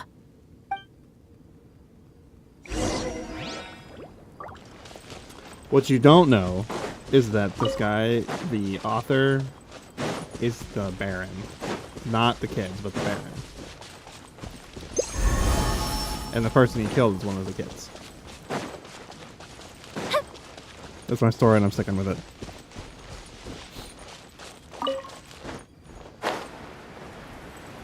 I love in Fontaine. Oh, it's up there. Doink. That they're just random houses places. Because they did that in Leeway. But they haven't done it really since. Like Inazuma doesn't really have... They've got the settlements. And... Inazuma That should be doesn't his have house. Sumeru has the settlements. There are so many Gardamex stationed around the place. That's pretty unusual, right? According to what he told me last time we spoke, he hired them so he won't be harassed or disturbed. Huh. So there are a lot of flowers in his garden, but Paimon doesn't think we'll be able to pick one without alerting the Gardamex. Right. Which is exactly why I think there has to be a special connection between him and the killer. So, should we knock? Just wait here for now. I'd like to take care of a number of those Gardamex first. But they're so far away. How are you planning to do that? Don't forget, What's up? Paimon, I'm actually the real-life captain of the Musketeers. With a rifle. We're gonna play that. We're playing that mini game. That's interesting. You incorporate your little mini games into the actual story.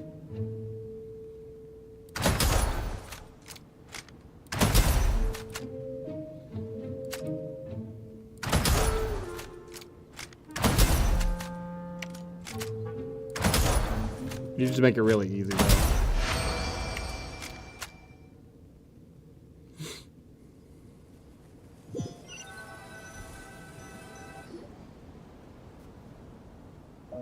All clear. Let's go. Oh, wait! Paimon's a little nervous now that we know he could be the killer. Can we go over our plan of action again? I'll go knock on the door and make sure it's safe inside. Once we're sure that we're in the clear, I'll ask him to come with us for a quick round of questioning at the guard's headquarters. But can't we just arrest him? We still have no evidence that he's the killer, or that he lent the killer any direct aid. Still, it would be appreciated if you could pick a rainbow rose from his garden for me while I'm talking to him. It'll help the Marachose Phantom confirm Emily's theory. Sure, no problem. Just be careful, Chevres. I don't think she needs to be careful.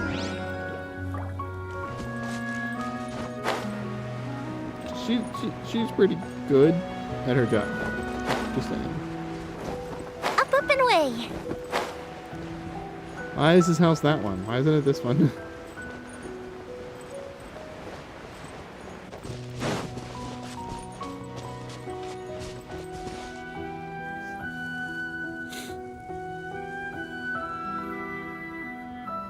Just gonna walk over here and complete. Excuse me, Mr. Baptiste, are you home?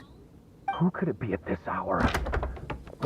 Oh, it's you, Officer Chevres. Would you mind accompanying me to the guard's headquarters, Mr. Baptiste? We would like to ask you some questions about a case. Oh, is it still regarding the murder case from before? I cannot confirm or deny that at this time. So it is then. Listen, I need you to come with me, Mr. Baptiste. Miss Chevres, I'll save you the trouble. Oh, and you two over there? There's no need for you to pick my flowers either. It's not time for them to bloom yet. Oh! Okay.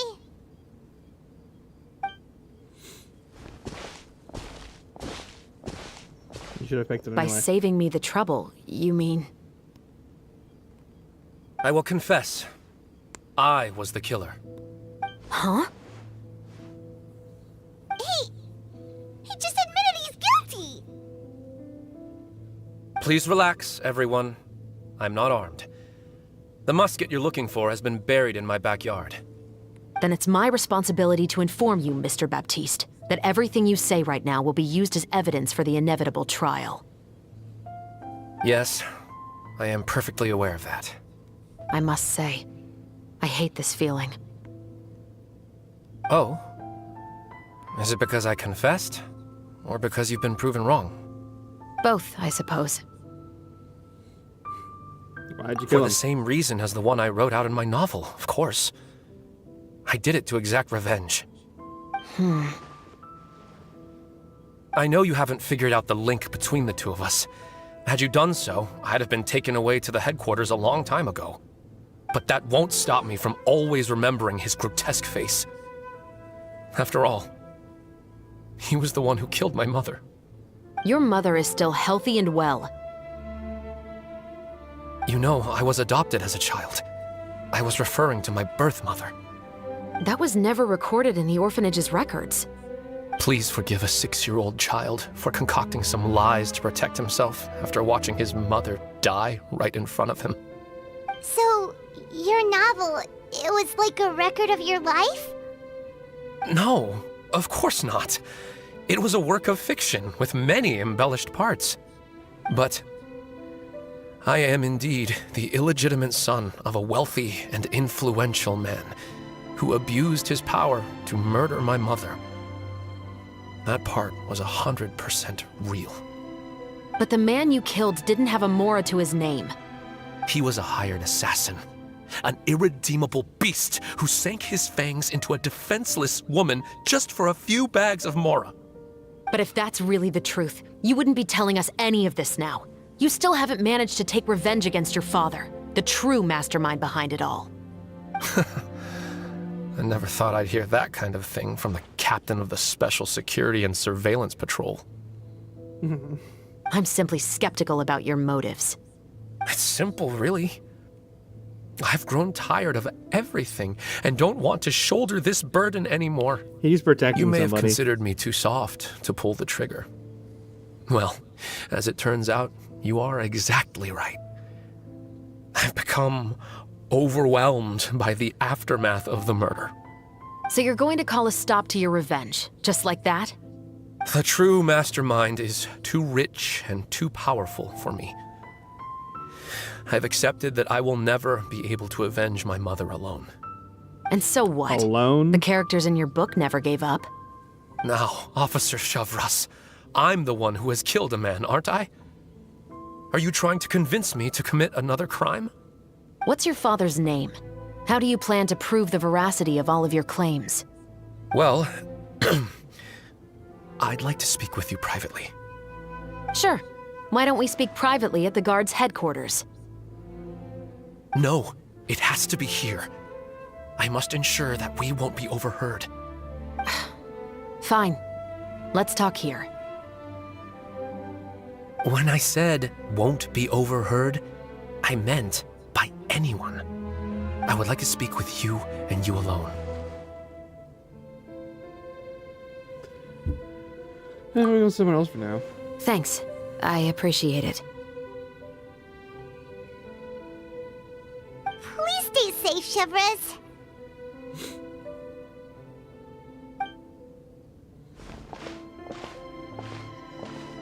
All right. Let's hear it. Will you really believe what I'm about to say? Well, that depends on what you're going to tell me. Fair enough. Fair enough. Then listen closely.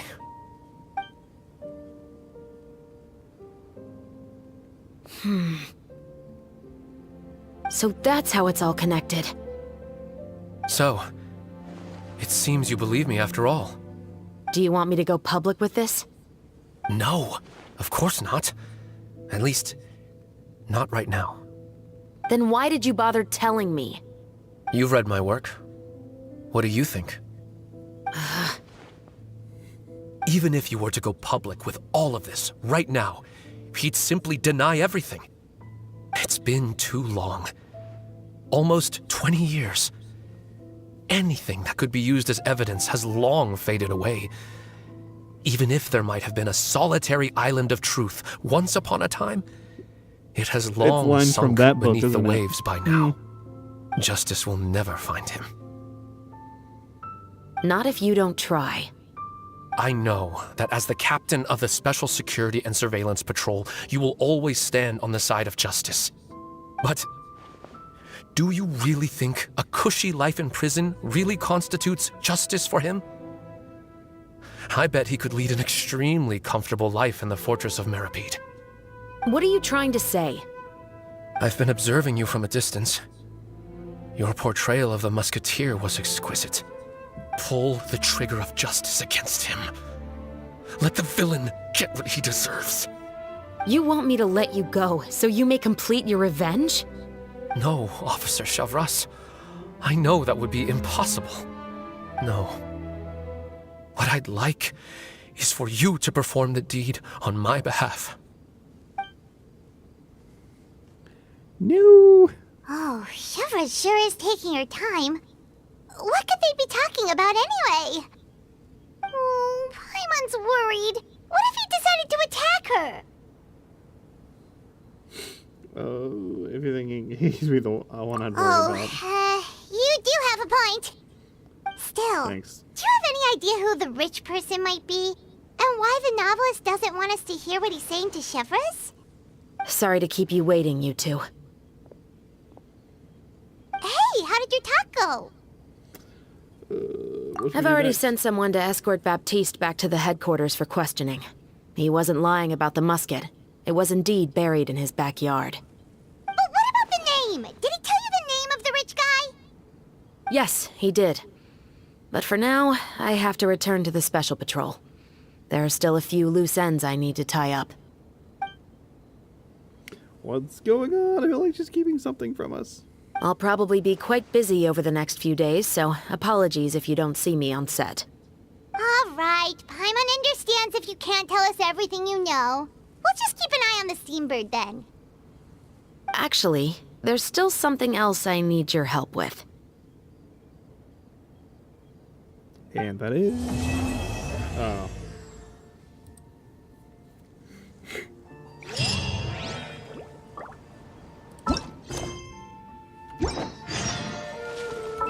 Eight to 10.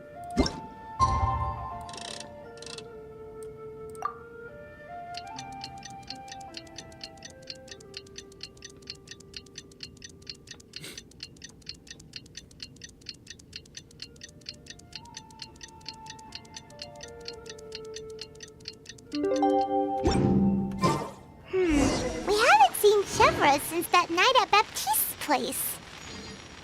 Well, guess there's no point in worrying about it now. Let's go join up with the others.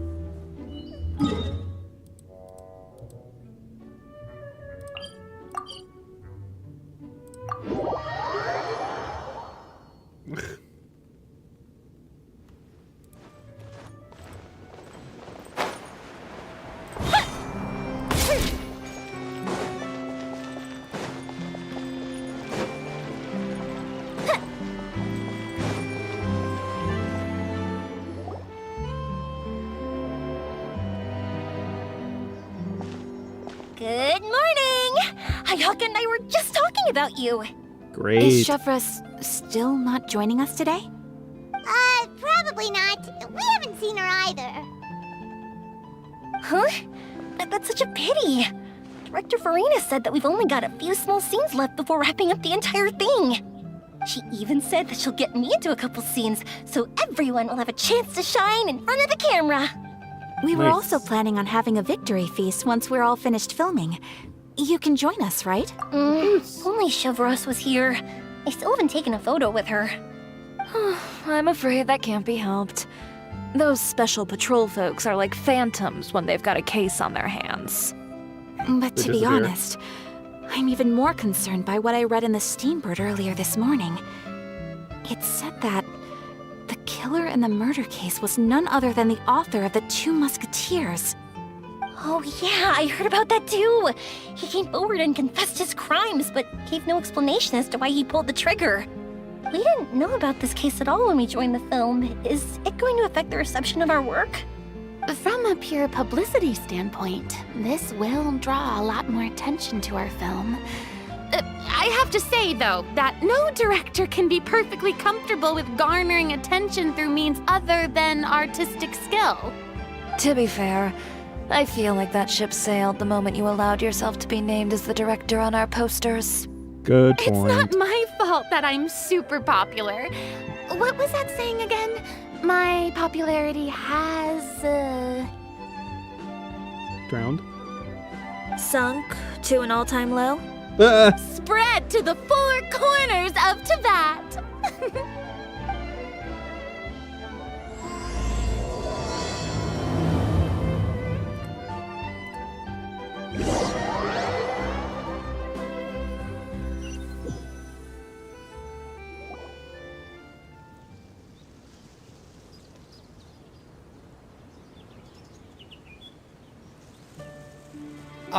Excuse me, everyone.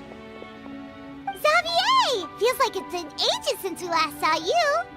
I've been talking nonstop with the Film Association, and I'm absolutely swamped trying to coordinate the film's marketing. So forgive me for not being around more often, but please believe me when I say that I will make sure everyone's hard work gets the exposure it deserves. Oh, seems I like wish you've to been be fighting your paid. own battles. Yes, that's one way to put it. Oh, and before we begin the final round of filming, please allow me to finally introduce you to the original investor of our film, Mr. Morris. A pleasure to meet you all. He's the guy Yes, who... glad to make your acquaintance, Mr. Morris. We've heard about the issues you've The- encountered with the your pillar or financial whatever. situation, and genuinely hope that things have taken a turn for the better. Oh, well, the situation has indeed improved somewhat. Don't worry, Mr. Morris. Accidents and last-minute challenges happen all the time. There's no need to blame yourself over it. The good news is that we're almost done filming now, and I would even say that this is the best story I've ever seen. Is that so? I see, that's great news. All right, now that we've gotten tried all to the sink it, pleasantries out of the way, didn't he? That's why let's he get the did show on the road. We'll mostly be filming typical people and scenery from the streets today to improve the sense of environmental ambiance in some parts of the film. Oh, and there'll be a cameo for Mr. Kamisato and Miss Yoimiya as well. They'll be used to show outsider perspectives on the fates of the 2 Musketeers. That's right. Ayato should be here any minute. Excellent! Then let's start with the scenery shots. Camera and clapper loader, you're up. Yep, we'll be ready. Remember, all we need are some wide zoom shots of the streets. If you happen to find some particularly lovely patches of flowers and grass, feel free to grab some close-ups of those as well. Ready? Lights! Camera! Action! Okay, now move the camera slowly. Try to focus on that flower. What's wrong? Just adjust the focal length a bit. Something the matter? Huh? But wasn't it working fine for all the days before? Veronique, can we try a different camera? No problem. How about this one? All right, let's give it another try. Lights, camera, action! I should have looked to see if, like, the number of things changed. What? Don't tell me. This one is broken too? Veronique, do we have any other spare ones we can use? I'm afraid we only brought these 2 today. workshop to get them repaired right away! Oh, and you too, Bono! Go find our spare camera in the warehouse and bring it back to the set! On it. Greetings, everyone. My apologies for the delay. Is something the matter, Ayaka? It seems like there are some issues with the filming equipment today. We're stuck for the moment. I see. Well, let's not just stand here twiddling our thumbs. Actors, to the makeup booth. We'll start on the next scene as soon as we get a working camera. The people at the workshop told me that the part which holds the lens in place seemed to have fallen off. That's super strange. It was perfectly fine just yesterday. Well, no time to dwell on that now. Let's get back to filming. Ahem! Quiet on set! Places, everyone! They're the same. You should change the... Camera! Action! Actually, no, they are different. Never mind. By the way, have you heard about that recent murder case? Yes, I have. It seems that they've caused quite the commotion in the city. I heard that the chief of the guards is so mad about not catching the culprit that he's about to explode. Oh? I find that quite hard to imagine, considering how he already looks most days. Director, we have a problem. Oh, we're in the middle of a take! Couldn't you wait until we wrapped up this scene? No, Director, our film, all the finalized film that we've been keeping in the case has disappeared. Oh, wait, what did you say? Mr. Bono, please take me to where the film was kept right away. I'm coming too. No, Yoimiya, you have to stay here. Oh. Okay, listen up. Everyone who's not working on this current scene can go with Bono to look for the film. Everyone else, stay put and wrap up the scene. Unbelievable. How could all these problems happen in just one day? We're back. How did it go? Did you find the film? We found it in the sewers. Huh? In the sewers? Is the film still okay? We discovered it just in time, so we should still be able to salvage it. The others are checking now to see if we lost any specific scenes. You scared me for a moment there. I nearly thought we had lost everything. I really don't want to experience that feeling of despair again. Okay, but who could have stolen the film and dumped it there? Could it be, some competitors working on other films? But if they wanted to harass us, why wait until the last day? Yeah. Okay, we don't have time to really look Where's the into hint? it right now.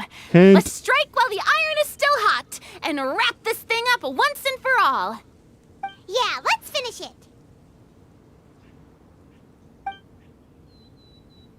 Thanks to everyone's efforts, we finally wrapped up. Wow, I can't read that fast, okay? I would Stupid like to officially announce that our entry to the festival, The Two Musketeers, has now concluded filming! Paimon is spent. It's so late already. Even though the filming process proved to be extremely challenging, everyone provided valuable and unique contributions to the final product. Thank you all for your dedication and support. And just like Director Farina, I would also like to extend my most heartfelt thanks to all of you. Really, you've all helped me so much. All right, let's save the awards speech for later, and hopefully also get some rehearsals in before the real thing. Anyway, now it's time to party! Let's all make our way to the beach and have a celebration feast so loud and fun that even the blubber beast will want in. Party, party! Paimon wants to party! Where's that Morris character? You should be concerned about him. With the bird.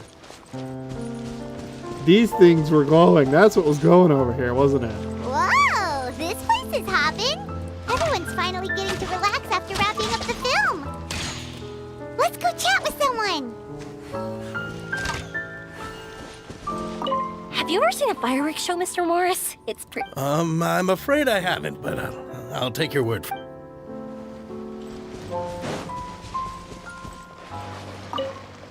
Oh, this is turning out to be quite the party. What's wrong? You sound like me. I was thinking, if this film turns out to be a success, of course, I'd be more than... Thank you for the offer, Mr. Xavier, but Is that so? Well, then in that case, bon voyage, Miss Veronique. Please feel free to get in touch once you've returned to Fontaine.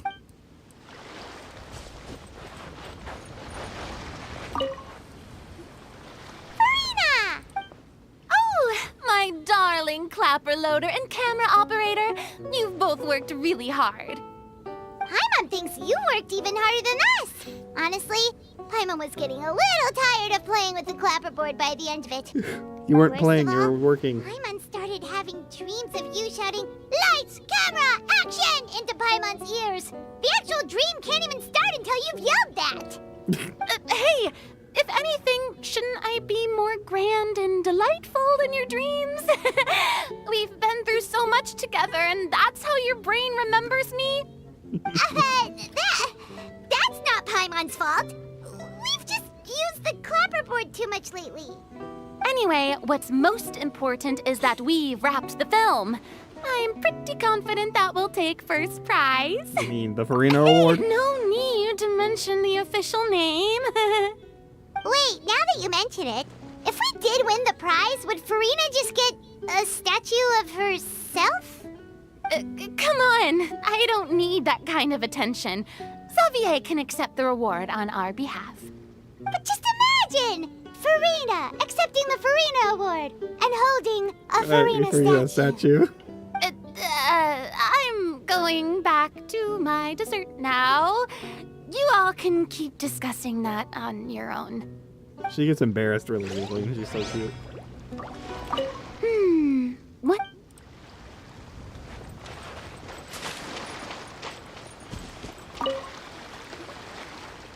Hey, Ayato! How's your work been going? Everything went rather smoothly. Thank you for your concern. Ayato told me that we've already confirmed the dates for some Inazuma Fontaine cultural exchange events. Ooh. So the next time we visit, we'll be doing so in our capacities as the representatives of the Yashiro Commission. Oh, that's great! Then maybe Paimon will be able to find Fontaine detective novels in Inazuma from now on! Oh, wait. Wouldn't Yae Miko get upset if that happens? That would be stealing some of her business. As long as the novels are sufficiently interesting, I don't think You've got a point. She's always complaining that light novels have become bland and too predictable after all. The cultural exchange won't only feature literatures of both nations, of course. We have also made plans for cross-cultural engagements in the fields of gourmet cuisine, toy making, and artisan craftsmanship. Whoa! Paimon's getting super excited now! When the time comes, be sure to visit and participate in all the events. Will there be Primo Gems? I wish we could... Don't worry. It won't be long before we're back again.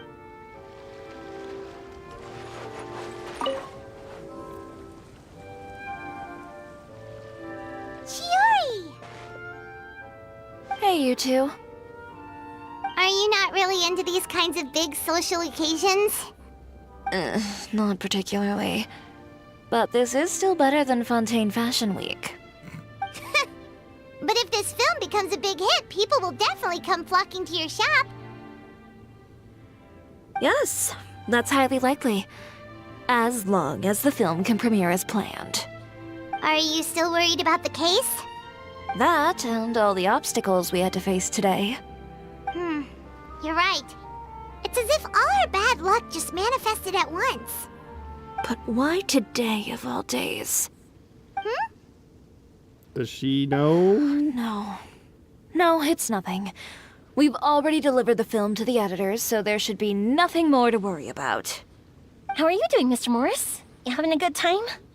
Well, you could say that. Do you happen to know when the party is scheduled to end? Judging by how much fun everyone's having, I'd say probably not until well after midnight. Is there something that you still have to take care of at home, Mr. Morris? Oh, well, I'm just not a late night person, so I might take off shortly. Oh no! Silly me. I almost forgot something super important. Oh, what is it? I prepared a whole batch of fireworks for the party, but I forgot to bring them over from the warehouse. Fireworks, you say? That's, truly a pity. Sorry things didn't go as planned.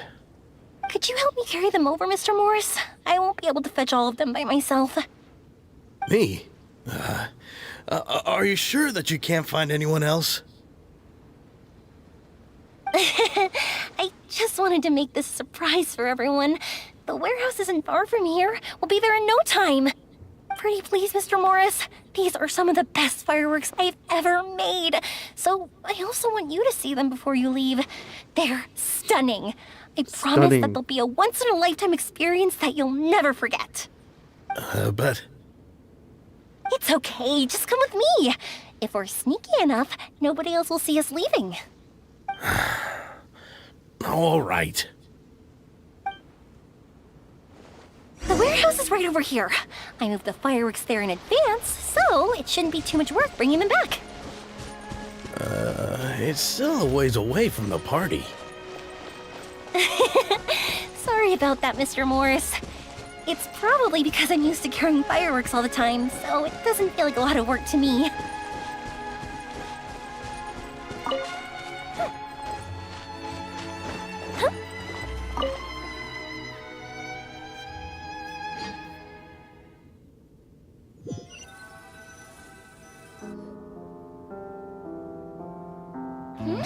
It's dark in here.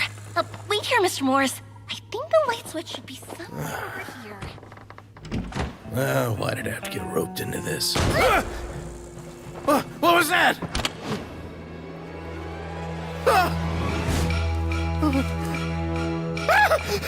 Who's there? Get me out! Get me out of here! Did you really think you'd get away, Morris?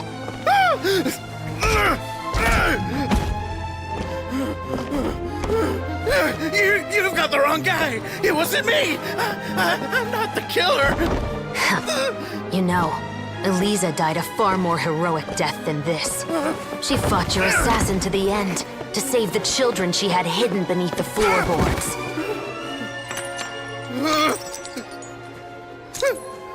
That is Eliza's pendant.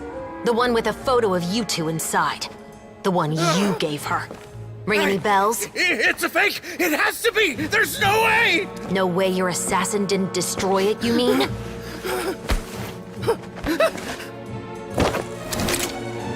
Did you ever love her, Morris? Or was killing her always the plan? No, please. Listen to me. I told Eliza to keep us a secret. I paid her plenty for her silence. I never thought she'd keep the child. Everything was gonna come out, and I had no choice. She forced my hand. No! I'm begging you. I have money. Just name your price, please. You can keep your Mora, and you can go to hell. Man, that was cool. I'm Captain Shavraz of the Special Patrol. Morris, you're under arrest for Eliza's murder. Huh?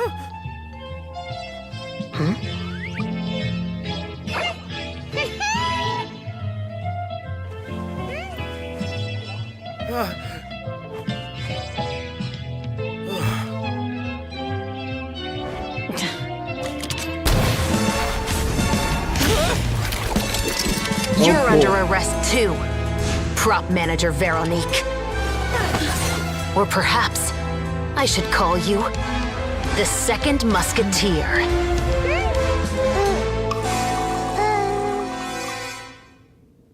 Wait, what's going on?